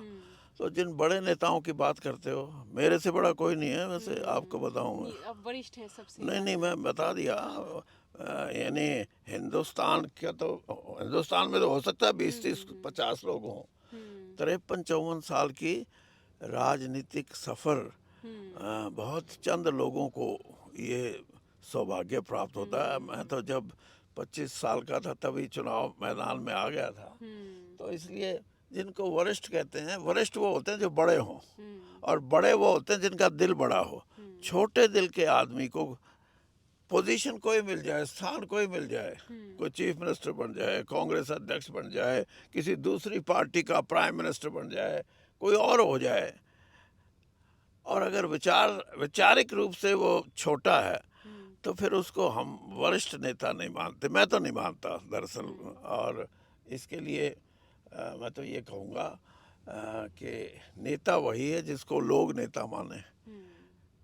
किसी ट्रांसफ़र कराने के लिए, नौकरी लेने के लिए, कोई और छोटा फेवर लेने के लिए कोई ये कहे कि मैंने बहुत से लोगों को इन चीज़ों में मदद की है और इसलिए मैं नेता हूँ, ये नहीं। नेता वो है जो सामाजिक रूप से, जिसका दृष्टिकोण ये हो कि ये जो समाज है, ये धर्म से, ये आर्थिक रूप से विषमताएं बेशक हों, लेकिन कम से कम नेता का ये फर्ज है कि इनसे ऊपर उठ के उसकी सोच हो, ताकि समाज अमन चैन से रह सके। अमन चैन का जो एक पार्ट है वो इस यात्रा के माध्यम से भी जाएगा। और मैं ये समझता हूँ कि हमारी पार्लियामेंट्री डेमोक्रेसी, जिसको हम ये कहते हैं कि प्रजातंत्र है, इसमें भी लोगों का विश्वास तभी मजबूत होता है। सिर्फ ये नहीं है कि कौन सी पार्टी जीत गई, कौन कुछ बन गया। विश्वास प्रजातंत्र में दृढ़ता से, उसकी जो भावना है कि लोगों का राज, लोगों को वोट का अधिकार, ये जब तक उनको संतुष्टि नहीं होती आम साधारण आदमी को, मेरा वोट का आके मैं किसी को दूं, तो ये चीज़ें प्रजातंत्र को मजबूत करती हैं। और इसी दिशा में जब बीजेपी ने ये कोशिश की लोकसभा के इलेक्शन में, उनके कुछ जो प्रत्याशी थे ये बोले कि 400 का आंकड़ा पार करा दो, हम संविधान में और बहुत कुछ ऐसा करेंगे जिसमें नए परिवर्तन होंगे। तो लोगों को इस बात से शंका जाहिर हुई कि इनका रुख प्रजातांत्रिक नज़र नहीं आता, और इसीलिए वो 400 का आंकड़ा पार कराने वाली पार्टी का लक्ष्य जो था वो 240 पे आगे टिका। तो ये चीज़ें हैं, सोचने की हैं, समझने की हैं। और प्रजातंत्र, आप 1000 साल की गुलामी रही है इस देश में, कोई राजे महाराजाओं के गुलाम रहे, कोई सुल्तानों के रहे, कोई बादशाहों के रहे, और इससे हमारे को अब 80 साल पहले आज़ादी मिली है, और अगर हम उसी को अनदेखा करके कोई गलत रास्ते पे, या राजनीतिक लोग गलत रास्ते पे चल पड़े, या राजनीतिक विचारधारा को सर्वप्रिय मान के कि ये विचारधारा है जो इस देश को, अब देशभक्ति और देशभक्त होने की परिभाषा क्या है? परिभाषा ये है कि आप वोटों में समाज को बांट दो वोट लेने के लिए। तो ये तो लोगों को समझ आ रही है आहिस्ता आहिस्ता कोई, और इसमें सुधार की लोग ही सुधारेंगे। प्रजातंत्र में जो कहीं ना कहीं आपको एब्रेशन नज़र आ रही है ना, वो उनकी पूर्ति लोग खुद करेंगे। सर, उचाना सीट से लड़ रहे थे ना ब्रिजेंद्र साहब, और वो काफ़ी कम वोटों का अंतर रहा, हार गए। कई सारे निर्दलीय भी वहाँ पर उस समय खड़े हुए थे। तो आप इसका क्या कारण मानते हैं? और आपने बहुत ग्रेसफुली से एक्सेप्ट भी किया, स्वीकार भी किया। ठीक है, अब देखिए, चुनाव लड़ने का तो सभी का अधिकार है, लेकिन क्योंकि यहाँ कांग्रेस का एक अलग से रूप था, और वो रूप ये था कि जिस पार्टी की 10-11 साल से संगठन ना हो, ऑर्गेनाइजेशन ना हो, उसमें कुछ ऐसे लोग इकट्ठा हो गए कि टिकट मांगने के लिए कांग्रेस की, टिकट मिल जाए तो कांग्रेस ही, नहीं मिले तो नहीं। तो ऐसी जब व्यवस्था होगी तो उसका नुकसान तो पार्टी को होगा, और हुआ। तो उचाना उसमें कोई एक्सेप्शन नहीं, उसमें भी हुआ है।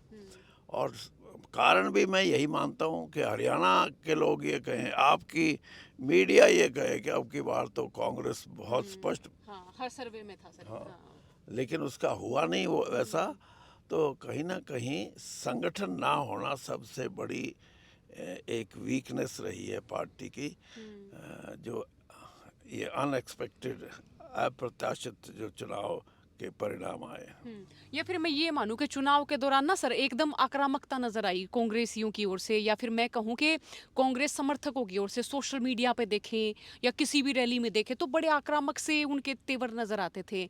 गाने भी बजने लगे, सरकार बनावेगा, हुड्डा सरकार बनावेगा। तो सभी लोग ये सोचने लगे थे कि एक ही व्यक्ति का नाम क्यों सामने आ रहा है, जबकि वो तो दूसरे व्यक्ति को चुन रहे हैं, दूसरे व्यक्ति के समर्थक तीसरे व्यक्ति को चुन, कुछ इस तरह की चीजें थी। तो वो आक्रामकता क्या नुकसान कर गई कांग्रेस को? देखिए, कई चीज़ें, एक शब्द भी कई बार नुकसान कर जाता है। आपने चुनावी रैली एक सुनी होगी, सुनी थी सर, जिसमें शैलजा जी के बारे में जो शब्दों का इस्तेमाल हुआ, मैं तो कहता हूँ कि उसने हमारा बड़ा नुकसान किया। यही आप ये समझ लें जो मैं कह रहा था अभी, कि संगठन ना होने की वजह से इस प्रकार की स्थिति पैदा होती है, और उसी से नुकसान भी हो सकता है, और कोई अच्छी बात हो तो उसका फायदा भी हो सकता है। लेकिन संगठन नहीं था तो सब, they were all free to talk any damn thing, और उससे नुकसान हो जाता है। और अब जो संगठन बना सर, आप सहमत हैं जो जिस प्रकार की नियुक्तियां हुई? संगठन होना चाहिए, किस प्रकार का है ये, इससे कोई फर्क नहीं पड़ता। देखिए, आप कैसा ही संगठन बना लो, अल्टीमेटली आपको ये नज़र आएगा कि जी वो आदमी कह रहा था ये तो अच्छा नहीं है, कोई कहेगा ये तो बहुत अच्छा है। लेकिन संगठन होगा तो सब अच्छा है। और संगठन ही एक ताकत होती है। अब जैसे मैंने कहा आपको कि जो टिकट के लिए आए थे उनके लिए संगठन था ही नहीं, वो तो कांग्रेस में थोड़ा थे, वो तो टिकट के लिए थे। छोड़ गए तो सारी यानी संगठन नहीं था तो कोई संभालने वाला नहीं था तो लड़ाई में कहीं ना कहीं कमजोरी आई। अब हरियाणा की राजनीति में सर परिवारवाद पे बड़ा जिक्र होता है, वो जो जैसे बॉलीवुड में बोलते हैं ना नेपो किड, तो यहाँ भी बड़ा होता है कि एक विधायक के बेटे हैं, मान लिया जाता है कि वो भी विधायक बनेंगे। तो ये सवाल जो ब्रिजेंद्र साहब के हिस्से भी आता है कि देखिए जी एक बड़े पॉलिटिशियन के छोरे थे और उनको सब चीज़ें बड़ी आसानी से मिलती गई। आप इत्तेफाक रखते हैं इन चीज़ों से? आपको लगता है कि वो बड़े काबिल रहे इसलिए उनके हिस्से ये सब आया? देखिए बात यह है कि ब्रिजेंद्र ने पहले उसके मन में भी ये था कि मैं बड़े राजनीतिक परिवार से हूँ और मुझे तो मौका मिल ही जाएगा जब भी मैं चाहूँ, लेकिन मेरी पहचान नहीं बनेगी। तो इसलिए वो ये बोलता है कि मेरा आईएएस में आना मेरी सोच का हिस्सा था कि मैं क्या हूँ ये मैं तभी प्रूव कर सकता हूँ जब मैं कुछ करूँ। और वो टॉप रैंकर 98 बैच का आईएएस का है। तो इस परिस्थिति में उसने अपनी पहचान बनाई है और किसी का बेटा राजनीति में आता है उसको एक लाभ तो होता है कि उसको अपनी इंट्रोडक्शन देने में ज़्यादा लंबा समय नहीं लगाना पड़ता। लोग समझ जाते हैं कौन है, किसका बेटा है। तो और ये तो कौन नहीं थे, कितने आपने कहा कितने फिल्म स्टारों के लड़के लड़कियां, क्यों वो ज़्यादा खूबसूरत हैं या ज़्यादा उनका एक्टिंग अच्छी है? नहीं, उनको चांस मिल जाता है और चांस हर चीज़ में मिलता है। आप देखना कि जो बड़े बड़े प्लेयर्स हैं किसी न किसी रूप में, किसी न किसी गेम के, उनका आप देख लें उनके बेटे बेटियां। हमारी 2 लड़कियां गोल्ड मेडल जीत के आई हैं अभी बॉक्सिंग में, और वो भिवानी के एक हवा सिंह जी होते थे जो बहुत पहले एशियाड में गोल्ड मेडल जीत के आए थे। एक उनकी ग्रैंड डॉटर है और एक उनकी शायद लड़की तो नहीं, लड़की की लड़की है। दोनों मतलब अब कहें कि इनको क्यों जी, अब कंपटीशन तो बाहर के उससे किया, उन्होंने जीत हासिल की है। तो ये है, ये पारिवारिक, ये तो मैं आपको अगर सही मायने में आप जानना चाहो ना, भारतीय जनता पार्टी को गांधी परिवार से बहुत बड़ा भय है। भय इस किस्म का है कि 140 साल पुरानी पार्टी, शायद दुनिया में बहुत पुरानी पार्टियों में कांग्रेस पार्टी हो, और 140 साल पुरानी होने के बाद गांधी परिवार 1929 में तो पंडित जवाहरलाल नेहरू कांग्रेस के अध्यक्ष बन गए थे, आज से लगभग 100 साल पहले, और उनके उससे पहले उनके पिताजी मोतीलाल नेहरू। तो और फिर एक लंबा इतिहास इसलिए भी है कि स्वतंत्रता की लड़ाई के बाद भी इस देश में अगर बलिदान की कोई कहानी सुनाए तो वो भी कांग्रेस में गांधी परिवार से बड़ा कोई परिवार नहीं। और इसीलिए उनको इसी चीज़ का भय है कि ये पैन इंडिया पार्टी है कांग्रेस, और पैन इंडिया ही परिवार है ये। राहुल गांधी जब त्रिवेंद्रम से चलता है 4000 किलोमीटर की यात्रा करने, तब भी लाखों लोग इकट्ठा होते हैं, और जब बॉम्बे में समापन होता है तो उसमें भी कई लाख लोग इकट्ठा होते हैं। दूसरा कोई करे ना, फिर पता लगेगा। और ये सारी चीज़ें एक किस्म से उनका जो गणित है बीजेपी का, वो ये है कि अगर ये परिवार किसी न किसी रूप में, हम इसको परिवारवाद बोल के करें, उनका और किसी परिवार से कोई ज़्यादा वो नहीं है, यही है, इसलिए परिवारवाद की बात करते हैं। बाकी तो मैं तो 10 साल रहा हूँ बीजेपी में। अब देखो आज किस किस के बेटे या बेटियां या बहुएं, वो परिवारवाद नहीं है। बीजेपी के कोई एमएलए है, कोई एमपी हैं, और यहाँ तक नहीं, ये पार्टी तो अभी 10 साल का है। अभी जो इनके बच्चे जब 21-25 के होंगे तो तब देखना परिवारवाद का बड़ा फैलाव बीजेपी में होता है या कांग्रेस में था। ये कहानियां हैं, इनका कोई असर नहीं। और फिर ठीक है, डॉक्टर का बेटा डॉक्टर बनना चाहेगा, डॉक्टर का बाप भी ये चाहता है कि तेरा बेटा डॉक्टर बने, वकील का बेटा भी अच्छा, उसके पिता भी चाहते हैं कि अच्छा वकील बने। तो ये सारा जजेस, आपके मैं सुप्रीम कोर्ट के जज बताता हूँ जिनके चीफ जस्टिस रहे पिता, वो भी सुप्रीम कोर्ट तक जज बने। तो कोई ये इन बातों का कोई महत्वहीन बातें हैं। सर, राहुल गांधी साहब से मुलाकात हुई ब्रिजेंद्र साहब की, और उन्होंने बताया कि हो सकेगा, संभव होगा तो वो यात्रा के समापन के अवसर पर ज़रूर आएंगे। ऐसा तो मुझे तो पता नहीं, ब्रिजेंद्र को ही पता होगा, वो उनसे मिले हैं, वो 2 बार की उनकी मुलाकात है। लेकिन राहुल गांधी का अपना तरीका भी है, कहीं जाने का वो बिना बताए भी चले जाते हैं।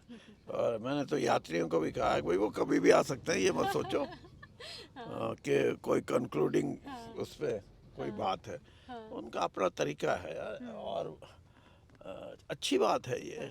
और सर, मान लें कि वो आ गए तो हरियाणा कांग्रेस के जो नेता नहीं दिखे, फिर तो वो भी यहाँ पर आएंगे, अपने नंबर तो वो भी बनवाना चाहेंगे ना, जिन्होंने बड़ी वो तल्ख टिप्पणियाँ की कभी कि यात्रा तो पर्सनल है, हम क्यों जाएं, हमारे पास आई होगी कोई चिट्ठी, हम देखेंगे, सोचेंगे।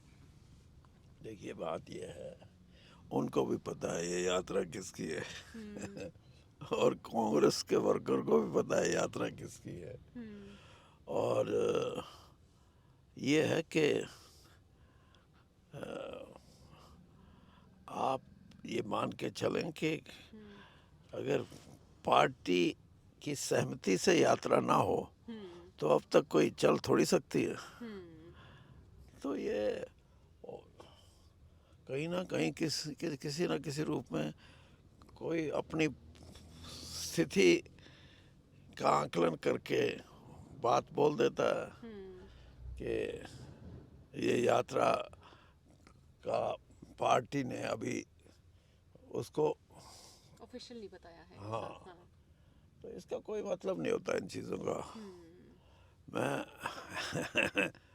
आपको बताता हूँ, मैं 86 में हरियाणा प्रदेश कांग्रेस का अध्यक्ष बना था और राजीव गांधी जी ने मेरी वर्किंग कमेटी जो थी एग्जेक्टिव, ये वो मंजूर कर दी 3 दिन में ही। तो बहुत से कांग्रेस के जो लीडर थे उस समय के, उन्होंने कहा जी तो मेरा आदमी नहीं लिया, वो नहीं किया। तो कहता अच्छा, राजीव जी ने कहा अच्छा हम ये जो रिकॉन्स्टिट्यूशन करेंगे, और वो जो कमेटी थी उसको भंग कर दिया। तो मैंने कहा साहब ये क्या? कहने लगे तुम अपना काम करते रहो जो बना रखे थे उन्हीं से काम लो। तो कई चीज़ें हैं ये, मैं इसीलिए कह रहा कि आप राजनीति को इतना आसान मत समझो, उसमें कई तरह की चीज़ें होती है। और मैंने उन्हीं से अपना काम चलाया, और जो विरोध करने वाले थे उनको भी पता था कि जो ये अध्यक्ष जो चला रहे हैं जिस तरीके से, यही सहमति है पार्टी की। तो अच्छा सर, ये भी बताया करते हैं कि जब देवीलाल जी रोहतक से चुनाव लड़ रहे थे, भूपेंद्र सिंह हुड्डा को आपने टिकट दिलवाई थी? हाँ, क्या दिलवाई थी तो उसमें क्या बुरा है? क्यों? वो इसलिए दिलवाई थी कि देवीलाल जी नहीं लड़े थे। देवीलाल जी तो बाद में खड़े हुए। भूपेंद्र सिंह हुड्डा को हमने कांग्रेस का नॉमिनी जब घोषित किया तो उस टाइम तक देवीलाल जी कैंडिडेट नहीं थे। देवीलाल जी तो इसलिए शायद बने हों कि कमज़ोर कैंडिडेट मिल गया यहीं से रोहतक से लड़ेंगे, और उससे पहले वो लड़े भी थे, रोहतक से जीते भी थे, और फिर रोहतक की सीट से उन्होंने इस्तीफा भी दे दिया था। स्वामी इंद्रवेश बने थे उनकी जगह, आपको पता होगा। लेकिन भूपेंद्र सिंह हुड्डा कांग्रेस की टिकट पे जीते, और एक बार नहीं, 2 बार 3 बार देवीलाल जी को, और लोग ये कहने लगे देवीलाल जी जब भी लड़ेंगे इसके यहाँ तो रोहतक से तो कांग्रेस जीतेगी। और एक बार पार्टी ने, देवीलाल जी की पार्टी ने फैसला किया कि नहीं, अब की बार देवीलाल जी लड़ेंगे। कैप्टन इंदर सिंह थे कि उनको लड़ा दिया, वो 1.5 लाख वोट से जीत गए। अच्छा, राजनीति में मतलब कुछ भी हो सकता है। देख लो ना, मैं बता रहा आपको। तो ऐसा क्या था सर उस समय के देवीलाल जी हार गए? कुछ आपकी यादगिरी हो कुछ ऐसा? ऐसे ही है, देखो रोहतक की जो सीट थी उस पे बड़ा भारी डिवीजन था एक बात का, और वो डिवीजन था जातीय आधार पे। और जातीय आधार पे जब डिवीजन हो जाता है तो कितना ही बड़ा लीडर हो, अब भूपेंद्र सिंह हुड्डा जातीय आधार की वजह से गोहाना से पार्लियामेंट का चुनाव नहीं आ रहा 1.5 लाख वोट से। तो ये बात मैं इसलिए कह रहा हूँ कि पॉलिटिकल सिस्टम में कोई भी नेता हो, वो अगर, अभी मैंने कहा, अगर बड़े दिल का होगा तो लोग कहेंगे भाई ये तो मेरा भी है, दूसरा कहेगा भाई आपका क्यों, ये हमारा भी है। तो इस तरह का जब एटीट्यूड आ जाता है तो फिर वो मजबूती स्वाभाविक है, और अपनी जाति में सिमट जाएगा तो सारी जाति, एक जाति से कोई चुनाव ना तो जीतता और ना इस तरह की सोच राजनीति में होनी चाहिए। और यही कारण था देवीलाल जी का चुनाव हारने का बार बार वहाँ से। मैंने देखा सर ब्रिजेंद्र साहब के हिस्से ना एक कास्ट वाला टैग नहीं आया है, और मैंने उनसे सवाल भी पूछा, उन्होंने कहा कि ये तो बहुत अच्छी बात है, मैं कास्ट के टैग के साथ अगर मैं कहीं अध्यक्ष बनूं या मैं किसी तरीके से कोई भी पद लूं तो वो मैं खुद सोचूंगा, मेरी काबिलियत पे प्रश्न होगा। वो बिल्कुल हो, ये तो देखो, ये जो टैग है ना, कोई आप ये मान के चलोगे कोई ऐसे नहीं आता, ये लोग लगाते हैं टैग, और लोग इसलिए लगाते हैं कि लोगों को दिखता है कि इसका पार्टीजन एटीट्यूड है, ये एक तरफा नहीं है, एक तरफा है। और जब इस तरह का आंकलन लोग कर लेंगे तो टैग लग जाएगा। और अगर आप निस्वार्थ होकर इस बात को समझते हो कि मेरे को राजनीति करनी है राजनीतिक मूल्यों पे आधारित, राजनीतिक मुद्दों पे आधारित, तो फिर आप जाति विशेष की बात नहीं करोगे, और ये जो बात लेके चलेगा उसके साथ सब लोग भी जुड़ जाते हैं। और यही बात है कि भारतीय जनता पार्टी को जो विशेषकर हरियाणा जैसे प्रांत में अगर वो जातीय आधार पे समाज को बांट के, जिसकी मैं अभी बात कर रहा था, तो अल्टीमेटली ये अलग बात है कि कांग्रेस की कुछ कमियां नहीं, वरना लोगों में एक ये आम बात थी कि बीजेपी जिस रास्ते पे चल रही है, सामाजिक रूप से एक दूसरे में शत्रुता पैदा करना, घृणा पैदा करना, ये किसी राजनीतिक दल की अच्छाई नहीं है। और इसीलिए एक व्यापक रूप से लोगों में इस बात का रोष था। और मैं ये कहता हूँ कि जिस दिन इस यात्रा के माध्यम से हमने सामाजिक रूप से एक दृढ़ समाज एकता का जो होता है उसका सही रूप में निखार हो गया, तो इनकी हिम्मत नहीं है कि लोगों को फेस कर लें। ये यानी शहरों में तो मैं नहीं कहता, क्योंकि शहर में तो कोई आके कहीं से भी अपना घर बना लेता है, वो एक अलग समाज है।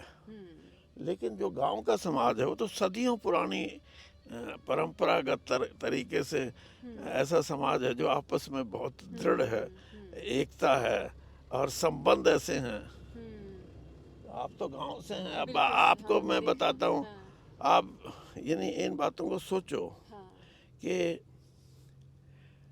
मेरी लड़की कहीं किसी गांव में शादी की हुई है, मैं वहाँ जाता हूँ अपनी लड़की का सम्मान करने या उसको मदद करने या उससे मिलने, तो मेरी प्राथमिकता ये होती है कि वहाँ के जो मेरे रिलेटिव हैं, रिश्तेदार हैं, उनसे मैं पूछूंगा कि मेरे गांव की और कितनी लड़कियां हैं यहाँ, होता है ना। हाँ, वहाँ मैं ये तो नहीं पूछता ना कि मैं जाट हूँ तो जाटों की कितनी लड़कियां हैं मेरे गांव की। ये है बजरा साइड में कर लो। सही जो मैंने आपको जो एग्जांपल दी ना, यही हमारी ताकत है कि वहाँ कितनी जातियाँ होती हैं, लेकिन गांव में हमारा एक रहना सहना वो सबसे बड़ी बात है।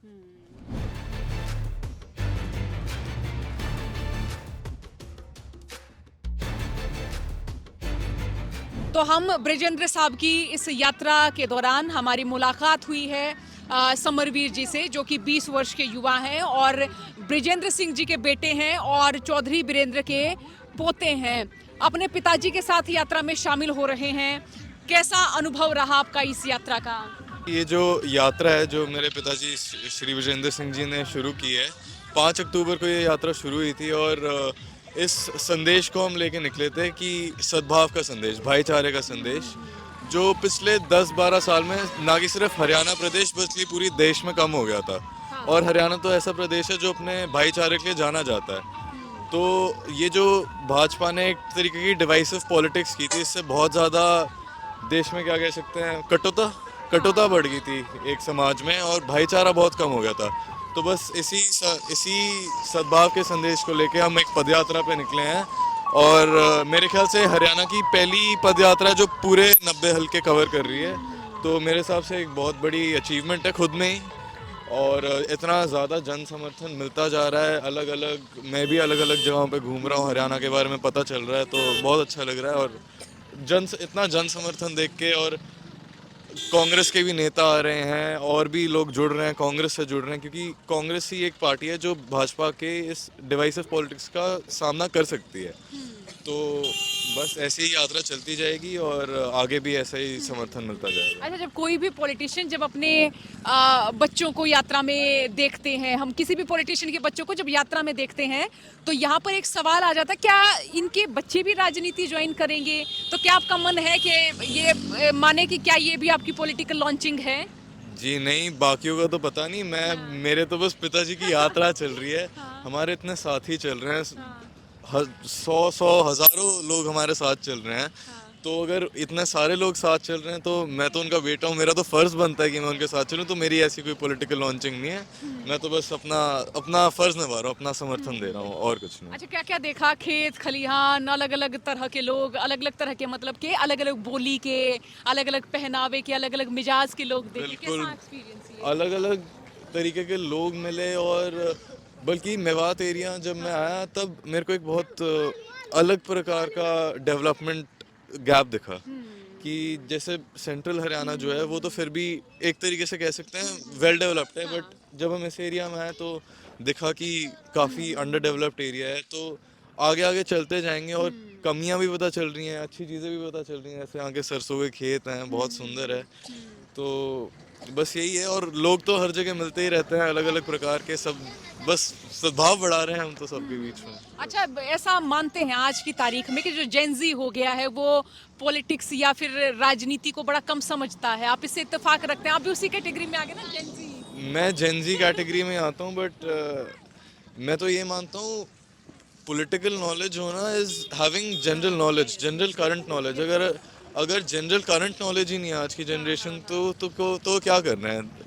मेरे पापा ही कहते हैं कि और कुछ नहीं तो कम से कम अखबार पढ़ लिया अगर। तो मैंने पिछले 2-3 साल में अखबार पढ़ना शुरू किया, एंड आई कैन से कि मैं उससे ही बहुत ज़्यादा एटलीस्ट अवेयर हो गया हूँ पूरे देश के बारे में, वर्ल्ड पॉलिटिक्स के बारे में। और मेरे को लगता है कि सबको सिर्फ सोशल मीडिया पे आपको खबर नहीं मिल सकती, आपको अखबार भी पढ़ना चाहिए, आपको अदर न्यूज़ आउटलेट्स भी एक्सप्लोर करने चाहिए। तो हाँ, और हाँ, लेकिन ये ज़रूर है कि आजकल जो जेनजी है, स्पेशली जो शहर में जेनजी है, they've become unaware और उनको फ़र्क ही नहीं पड़ता कि क्या हो रहा है उनके आसपास। अच्छा, यात्रा से आपके भीतर क्या बदलाव आया? आप किस तरह के इंसान इस यात्रा से पहले थे और अब हैं? क्या कोई परिवर्तन महसूस कर रहे हैं ऐसा? देखिए, मेरे में तो ऐसा कोई बदलाव नहीं आया है, मैं तो बस चल रहा हूँ साथ में। पर हाँ, मैं लोगों में देख सकता हूँ कि लोग बहुत टाइम से इंतज़ार कर रहे थे किसी व्यक्ति का जो एक सद्भाव और भाईचारे को वापस ला पाए हरियाणा में। तो जो मेरे पिताजी ने यात्रा शुरू की है, उसके माध्यम से मैं देख पा रहा हूँ कि लोगों में और समाज में धीरे धीरे करके बदलाव आ रहा है। और सिर्फ समाज में नहीं, जो एक कांग्रेस में क्या कह सकते हैं सद्भाव की खुद कमी हो रही है, वो भी आ रही है धीरे धीरे। और धीरे धीरे वो भी सब ठीक हो जाएगा, कांग्रेस भी ठीक हो जाएगी, समाज भी ठीक हो जाएगा। और ये भाजपा की जो मैं डिवाइसिव पॉलिटिक्स की बात कर रहा था, हम इसका मुकाबला कर पाएंगे। अच्छा, जैसे मानते हैं कि नेताओं के बच्चे सिर्फ एक चुनावी मैदान में ही दिखते, जब उनको टिकट मिलता है पैराशूट लैंडिंग ही होती है उनकी। लेकिन मैं यहाँ पे ये मानूं कि आप राजनीति को समझने शुरू कर चुके हैं, राजनीति को समझना, हरियाणा की राजनीति को खास तौर पे। मैं समझना शुरू कर चुका हूँ। हाँ, ये आप समझते रहे हैं। देखिए, मेरे तो पिताजी की भी कोई पैराशूट लैंडिंग नहीं हुई। वो पहले 20 साल IAS ऑफिसर रह लिए, वो बहुत बड़े कॉलेज से पढ़ लिए, बहुत बड़े कॉलेज से पोस्ट ग्रेजुएशन कर ली, स्टीफेंस गए, फिर JNU गए, फिर IAS अधिकारी बने। तो पैराशूट लैंडिंग तो उनकी भी नहीं थी, जबकि मेरे दादाजी बहुत ही दिग्गज नेता थे उस टाइम पे। तो पैराशूट लैंडिंग तो नहीं कहूँगा उनकी, लेकिन मेरी भी कोई मैं बचपन से पॉलिटिक्स तो देखता ही रहा हूँ अपने घर में, तो हरियाणा की पॉलिटिक्स का थोड़ा बहुत आइडिया तो हो ही जाता है। पर हाँ, बस इतना ही। और बहुत शुक्रिया बातचीत के लिए, बहुत बहुत शुक्रिया आपका। तो इस यात्रा में हम आगे बढ़ रहे हैं। अब थोड़ा आगे की तस्वीरें दिखा देते हैं क्या हो रहा है यात्रा में।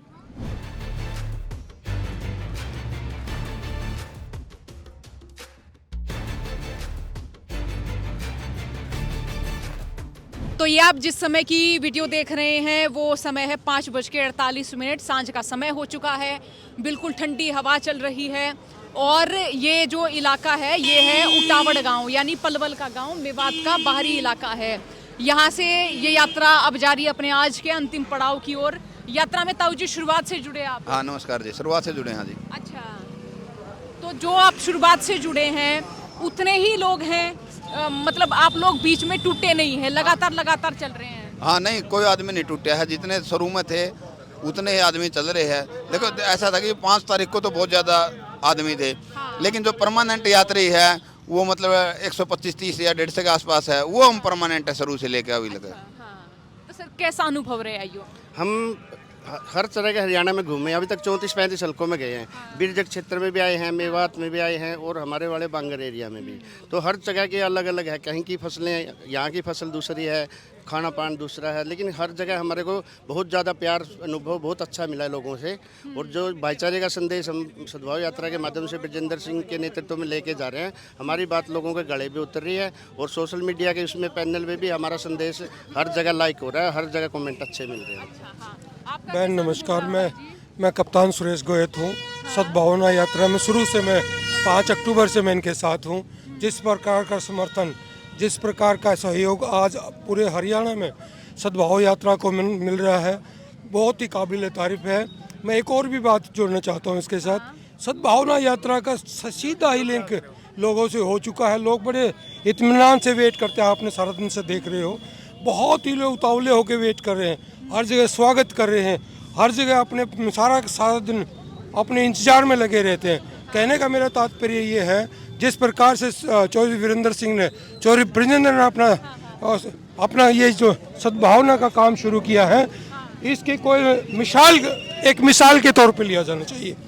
आपने अभी हमारे टाइम दिया, बहुत मेहरबानी। दूसरा मैं एक और भी आपके साथ कहना चाहूँगा, जिस प्रकार का समर्थन पिछले 3 महीने से पूरे हरियाणा में, खास करके मैं मेवात के लोगों का भी धन्यवाद करना चाहूँगा। यहाँ पर तो जिस प्रकार से और नीचे वाले हल्कों में था, मेवात उससे भी आगे यात्रा का जिस प्रकार से स्वागत कर रहा है। तो इस समय मेरे साथ हैं कमांडो हिदायत खान भाई। इनकी कई सारी वीडियो आपने उस समय देखी होंगी जब पंजाब में बाढ़ आई थी और मेवात से मदद जो है वो भेज रहे थे कमांडो भाई। एक बार फिर से हम आपको देख रहे हैं यहाँ इस यात्रा में भाई जी। ये सद्भाव यात्रा लेकर आए हैं भाई विजेंद्र जी, भाईचारे को जोड़ने के लिए, देश की एकता और अखंडता की मजबूती के लिए आए हैं। तो हमारा सबका यही मकसद है। और मेवात तो भाईचारे के नाम से जाना जाता है। तो भाई हम मेवात पहुँचे हैं। मेवात की हर विधानसभा सीट के अंदर लगातार जन समर्थन मिला, बहुत मोहब्बत प्यार मिला, बड़ा सम्मान मिला और लगातार लोगों में एक उत्साह और जोश है। और कहीं ना कहीं लोग भाईचारे के साथ साथ ये भी सोच रहे हैं कि राहुल गांधी जो है कि समझो राहुल गांधी समझे अपने आप को हर वर्कर। कहीं ना कहीं कुछ लोगों ने इसको समेट दिया था। कांग्रेस को ये सोचते थे कि 5 आदमियों की कांग्रेस है, नहीं, 5 आदमियों की कांग्रेस नहीं है, ये जन जन की कांग्रेस है, ये जन आंदोलन है। कहीं ना कहीं जो मायूस विवश मेरे जैसे कार्यकर्ता बैठे हुए थे घर, उनके अंदर एक उमंग आई है, एक जोश आया है, एक नई उन्नति और नया कुछ लिखने का चाहते हैं। तो एक बड़े उत्साह के साथ लोग जुड़ रहे हैं। कमांडो भाई, मैं तो मेवात में देखती हूँ कि कांग्रेस के ही विधायक हैं, कोई विकास नहीं हुआ, कोई गली सड़क ऐसी नहीं जो ठीक ठाक हो, जो सुंदर हो, कोई अस्पताल ना, कोई स्कूल ना, कोई कॉलेज ना। मैं मानता हूँ कांग्रेस के हैं विधायक, इसमें कोई शक नहीं है, लेकिन जब तक भारतीय जनता पार्टी से ग्राउंड पे नहीं लड़ोगे, जब तक जन आंदोलन नहीं करोगे, तब तक इनसे विकास कराना संभव है। इनसे लड़ाई लड़नी होगी, संघर्ष करना होगा, तभी भारतीय जनता पार्टी काम करेगी। मैं तो विधायकों से यही कहना चाहता हूँ, रोड पे आए और कोशिश करें और इस यात्रा से भी जुड़े। तो कैसा रिस्पॉन्स भाई जी इधर मेवात में, क्या समझा आपने इस यात्रा के जरिए? मैंने यात्रा के जरिए ये समझा, जो मायूस विवश होकर कांग्रेस के पुराने एक से एक दिग्गज लोग, जो कांग्रेस के कार्यकर्ता मायूस होकर बैठे हुए थे, जो कांग्रेस से मोहब्बत करते थे, राहुल गांधी से मोहब्बत करते थे, आज कहीं ना कहीं उनके अंदर एक ताकत पैदा हो चुकी है। उन्हें ऐसा मौका मिला है कि ये एक रास्ता है जुड़ने का और अपनी पहचान बनाने का। और आज आवाम सड़कों पर है, बड़े जोश में है, एक त्योहार का माहौल बन रहा है। बाकी दुर्भाग्य है कि जो हमारे बड़े लीडर चुप है, खामोश है, क्या प्रेशर है क्या नहीं है उसके लिए सोचना पड़ेगा भी। और उम्मीद ये है कि अगर यदि राहुल जी यात्रा में शामिल हो जाते हैं तो मुझे उम्मीद है एक एक लीडर रोड पे होगा, इन यात्रियों की तरफ फिर पैदल चलेंगे, तो वो नज़ारा और देखने लायक होगा।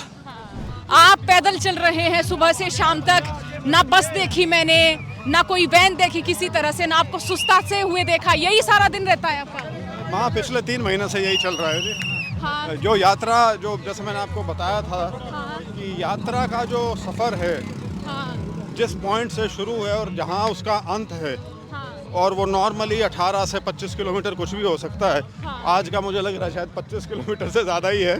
और तो वो सारा सफ़र पैदल है जी। तो ये हर रोज सर, हर रोज इतनी मशक्कत आप कर रहे हैं, लोग भी आपके साथ जुड़ रहे हैं? नहीं, बिल्कुल हर किस्म का आदमी, हर किस्म का व्यक्ति इस यात्रा से जुड़ रहा है। और मेरे को बहुत खुशी होती है जब कोई ऐसे ही चलती गाड़ी रोक के और सिर्फ हाथ मिला के चला जाए और ये कहे कि जी बहुत बढ़िया, तो उतने में आदमी का दिन बन जाता है। तो उस नाते बिल्कुल एक प्रयास है हमारा और मुझे खुशी है कि लोगों को पसंद भी आ रहा है। वीरेंद्र साहब से मेरी बात हुई थी इस समय, तो वो कह रहे थे कि इस यात्रा का भले ही ऐसा लगे कि पॉलिटिकल इम्पैक्ट या किसी भी प्रकार का इम्पैक्ट फिलहाल ना लगे, लेकिन भविष्य में जरूर होगा। नहीं, ये मैंने आपसे पहले भी जब बात में कहा था कि किसी यात्रा की सफलता का मूल्यांकन करना, यात्रा की सफलता का कोई पैमाना नहीं होता, लेकिन ज़रूर इसमें तो कोई शक नहीं है कि अगर आप निरंतर प्रयास करें, चाहे यात्रा के माध्यम से हो या किसी भी और तरीके से आप करें, निरंतर अगर प्रयास है तो उसका परिणाम तो निकलता ही है कुछ ना कुछ। बहुत सारे जो युवा हैं वो आपके बारे में लिखते हैं कि कोई भी जो आप चुनाव लड़े उनको पढ़ना लिखना और किताबों के बारे में युवाओं को प्रेरित करना ये जरूर आना चाहिए, और वो आप कर रहे हैं सर। नहीं, अब मैं क्योंकि खुद मेरे माँ बाप ने हमेशा सुनिश्चित किया है कि पढ़ाई सबसे पहले उसको तरजीह दी जाती थी, और ख़ास तौर पे हमको तो बच्चों को राजनीति से कोसों दूर रखा जाता था, सिर्फ इसीलिए कि कहीं हवा ना लग जाए। तो शायद उसीलिए हम कुछ कर गए, और खैर अब सार्वजनिक जीवन में आ गए हैं, तो बिल्कुल युवाओं के लिए तो हमेशा मेरा कहना यही है कि पढ़ाई लिखाई करो, और ख़ास तौर पे हरियाणा के जो बच्चे हैं इनको कम से कम 12वीं क्लास तक 3 चीज़ों पे ज़रूर जोर रखना चाहिए, मैथ्स, साइंस और इंग्लिश। ये 3 चीज़ें आज के ज़माने में और आने वाले ज़माने में अगर ये आपके पास नहीं है तो आप इस दौड़ में, जो तरक्की की दौड़ जिसको आप कह सकते हैं, उसमें पिछड़ जाएंगे, और हम पिछड़ना शुरू हो चुके हैं। तो ये एक खतरे की घंटी है जिसे सरकार को भी समझना चाहिए और लोगों को भी, समाज को भी समझना चाहिए कि बच्चों के लिए सबसे ज़रूरी शिक्षा, और शिक्षा में भी कम से कम एक स्तर तक साइंस और मैथ ज़रूर पढ़नी चाहिए। और जैसे हम स्किल की भी बात करें सर, विदेशों में हम अलग अलग वैसे देखते हैं कि नौकरियों की ज़रूरत है, वहाँ पे स्किल होनी चाहिए व्यक्ति के भीतर, चाहे वो पढ़ा लिखा ना है, तो हमें इस तरह की स्किल भी अपने भीतर लेनी चाहिए। हाँ बिल्कुल, हमारे यहाँ स्किल का बहुत अभाव है। अब आप देखिए जो नर्सिंग है, विदेशों में, इंग्लैंड में आप जाइए, पूरी जो उनकी NHS है, नेशनल हेल्थ स्कीम, उसमें जो पूरा नर्सिंग स्टाफ है वो मतलब बहुत भारी संख्या में इंडिया से लोग हैं, खास तौर पे केरला वगैरह की साइड से। तो हर चीज़ की रिक्वायरमेंट है दुनिया में, खास तौर पे यदि आप स्किल्ड हैं। मैं कुछ साल पहले जर्मनी गया था एक पार्लियामेंट्री डेलीगेशन में, तो वहाँ बहुत इंडस्ट्रियाँ दिखती हैं आपको सड़कों पे वहाँ, क्योंकि बड़ी तो इंडस्ट्री तो है ही, लेकिन उसके साथ साथ स्मॉल स्केल और मीडियम साइज इंडस्ट्री बहुत ज़्यादा है, जो जर्मनी की रीढ़ की हड्डी है उनकी अर्थव्यवस्था की। तो वहाँ मैंने जैसे उनसे पूछा कि जी हमारे पास इतनी बड़ी मैन पावर है, स्किल्ड अनस्किल्ड, और आपके यहाँ अभाव है, तो आप हमारे से क्यों नहीं लोग ज़्यादा लेते? क्या ये लैंग्वेज की वजह से है? क्योंकि मेरे दिमाग में तो यही था कि जर्मनी वगैरह में इंडियंस कम इसलिए जाते हैं क्योंकि भाषा का मुद्दा है, लेकिन उन्होंने मेरे को चौंका दिया। उन्होंने कहा जी भाषा का तो कोई मुद्दा ही नहीं है, भाषा तो काम चलाने वाली जर्मन हम 6 महीने में सिखा देंगे, लेकिन मुद्दा ये है कि हमने कोशिश पहले भी की है, लेकिन आपके यहाँ से जो सो कॉल्ड स्किल्ड बच्चे आ रहे हैं, वो स्किल लेवल उनका है ही नहीं जब उनको मशीन पे हम खड़ा करते हैं। मतलब ये कि हमारा जो ये पूरा ढांचा है ITIs का, पॉलिटेक्निक्स का, ये कहीं ना कहीं बहुत इसमें अभाव है, बहुत भारी कमी आ चुकी है। ये अभी भी पता नहीं 50 साल पुरानी किसी इंडस्ट्री की चीज़ों के ऊपर लोगों को काम करा रहे हैं। तो हर चीज़ को अपग्रेड करने की ज़रूरत है अब, और इसी वजह से ये इतनी दुनिया में मांग है मैन पावर की। और ये हमारे जो बच्चे अब जो विदेश जा रहे हैं, ये ज़्यादातर वो हैं जिनके पास कोई स्किल नहीं है, सिर्फ ये है कि ज़मीन बची नहीं, वो जितनी थोड़ी बहुत है उसको बेच के पैसे इकट्ठा करके ये टाउट्स जो हैं, इनके माध्यम से ये वहाँ किसी तरह से पहुँचते हैं एक बेहतर जीवन की उम्मीद में। क्योंकि यहाँ तो सरकार ने तो नौकरियों पर ताले लगा रखे हैं, ना सरकारी नौकरियाँ हैं, प्राइवेट के लायक इनको बनाते नहीं, कोई व्यवस्था ऐसी नहीं कर रखी, या कोई चीज़ ऐसी नहीं कहते कि युवाओं को हम रोज़गार के लायक बनाने के लिए भी कुछ करेंगे। एक 2014 में स्किल डेवलपमेंट का एक शगुफा छोड़ा था, वो आज कहाँ पे है? वो सारे स्किल डेवलपमेंट सेंटर्स कब खुले, कब बंद हो गए, कितना पैसा उनके अंदर स्वाहा हो गया, कोई हिसाब किताब ही नहीं किसी चीज़ का। तो ये सारे मुद्दे हैं हमारे सामने। सर, मैं विधायकों की कार्यशैली भी देखूं तो मैं उनको सदन में बोलते हुए देखती हूं, चाहे वो मेवात के विधायक हो, चाहे कहीं के भी विधायक हो। वो एक पर्चा सा लेकर आएंगे, वहीं पे ही पढ़ देंगे जी ये डिमांड, नहर की डिमांड जी, सड़क की डिमांड जी, यहाँ की डिमांड जी, वहाँ की डिमांड जी। मतलब वो बहुत बहुत बेसिक चीज़ें जो सदन तक जानी नहीं चाहिए, वो अपने हाथ में भी हम चाहें तो ठीक हो सकती हैं। तो सबसे बड़ी कमी हम ये माने कि हमारे जो विधायक हैं, शायद उनको भी काम करने का तरीका जैसा रहा वैसा ही भागया। जो लेजिस्लेटर का काम है वो तो वो करता ही नहीं। लेजिस्लेटर का काम करना तो कानून बनाना है, कानून बनाने की प्रक्रिया में तो भागीदारी ही नहीं है। और हमारे हरियाणा में तो कल्चर एक ऐसी बनी हुई है ये लेजिस्लेटिव की कि जिस दिन बिल पास होता है उसी दिन दोपहर बाद, जिस दिन बिल पेश होता है उसी दिन दोपहर बाद उसको पास भी करा देते हैं। कोई ये नहीं कि उसको 2-4 दिन पहले सर्कुलेट करें, कोई पढ़ के आ सके, कोई आगे बहस कर सके उसके ऊपर। 90 में से 90 विधायक भी नहीं दिखते ना सर हर बार हमको। नहीं, खैर वो तो आदमी की व्यस्तता हो सकती है कई बार, लेकिन ये जो आपने बात कही ना कि वो गली नाली के मुद्दे भी वो अपने विधानसभा के पटल पे उठा रहे होते हैं, ये तो वो काम है जो तहसीलदार, JE, SDO, SDM इस लेवल पे होने चाहिए। ये कोई विधानसभा में उठाने की चीज़ें थोड़ी हैं। लेकिन लोगों को भी मज़ा आता है कि देखो हमारे विधायक ने हमारे इलाके के बारे में रील बन जाती है तो जबकि विधायक का जो दर्जा है या पार्लियामेंटेरियन का जो दर्जा है वो एक दूसरे स्तर का है। लेकिन दुर्भाग्य की बात है कि ना तो हमारे विधायकों को शायद पता कि उनका असली काम क्या है, लेकिन और दूसरा वो क्योंकि विधायक ऐसे हैं तो लोग भी उसी तरह से ट्रेन हो गए, लोग भी वही उम्मीद रखते हैं कोई अपने विधायक से ये नहीं पूछता कभी कि तूने फलाने बिल के ऊपर चर्चा में क्या कहा। हाँ। वो भी यही रोज़मर्रा की जो चीज़ें हैं उनको ही लेके आते हैं। तो एक गलत परिपाटी है ये जो चल गई। और दूसरा ये भी है कि हमारे यहाँ तो विधानसभा का सत्र होना ना होना एक बराबर है। अब 3 दिन का सेशन का क्या मतलब होता है? क्या आपने थर्सडे फ्राइडे को 2 दिन सिटिंग की, फिर सैटरडे संडे छुट्टी होगी और फिर मंडे को हुआ, मंडे को ख़त्म कर दिया। ये सारा सिर्फ क्योंकि मैंडेटरी होता है कि 6 महीने में सेशन कराना है। तो लेकिन ये कोई तरीका नहीं है। सर ये मेरा आखिरी सवाल है अब। सुबह आपको मैंने खाना खाते हुए देखा, दोपहर में आपने थोड़ा सा खाया, मतलब ये जो यात्रा है कुल मिला के मैं ये कहूँ कि पूरे आपका भी जोर आजमाइश की यात्रा है। हाँ, जोर आजमाइश तो जैसे मैं इसको संज्ञा देता हूँ कि मैराथन जो होती है 42 किलोमीटर की वो होती है और एक हाफ मैराथन बोलते हैं। खासतौर पे इनका आजकल शहरों में बहुत चलन है क्योंकि पूरी मैराथन तो लोग बहुत कम कर पाते हैं, प्रोफेशनल्स ही हैं जो कर पाते हैं। हाफ मैराथन का बहुत चलन है 21 किलोमीटर। हम हाफ मैराथन 3 महीने से करने लग रहे हैं रोज।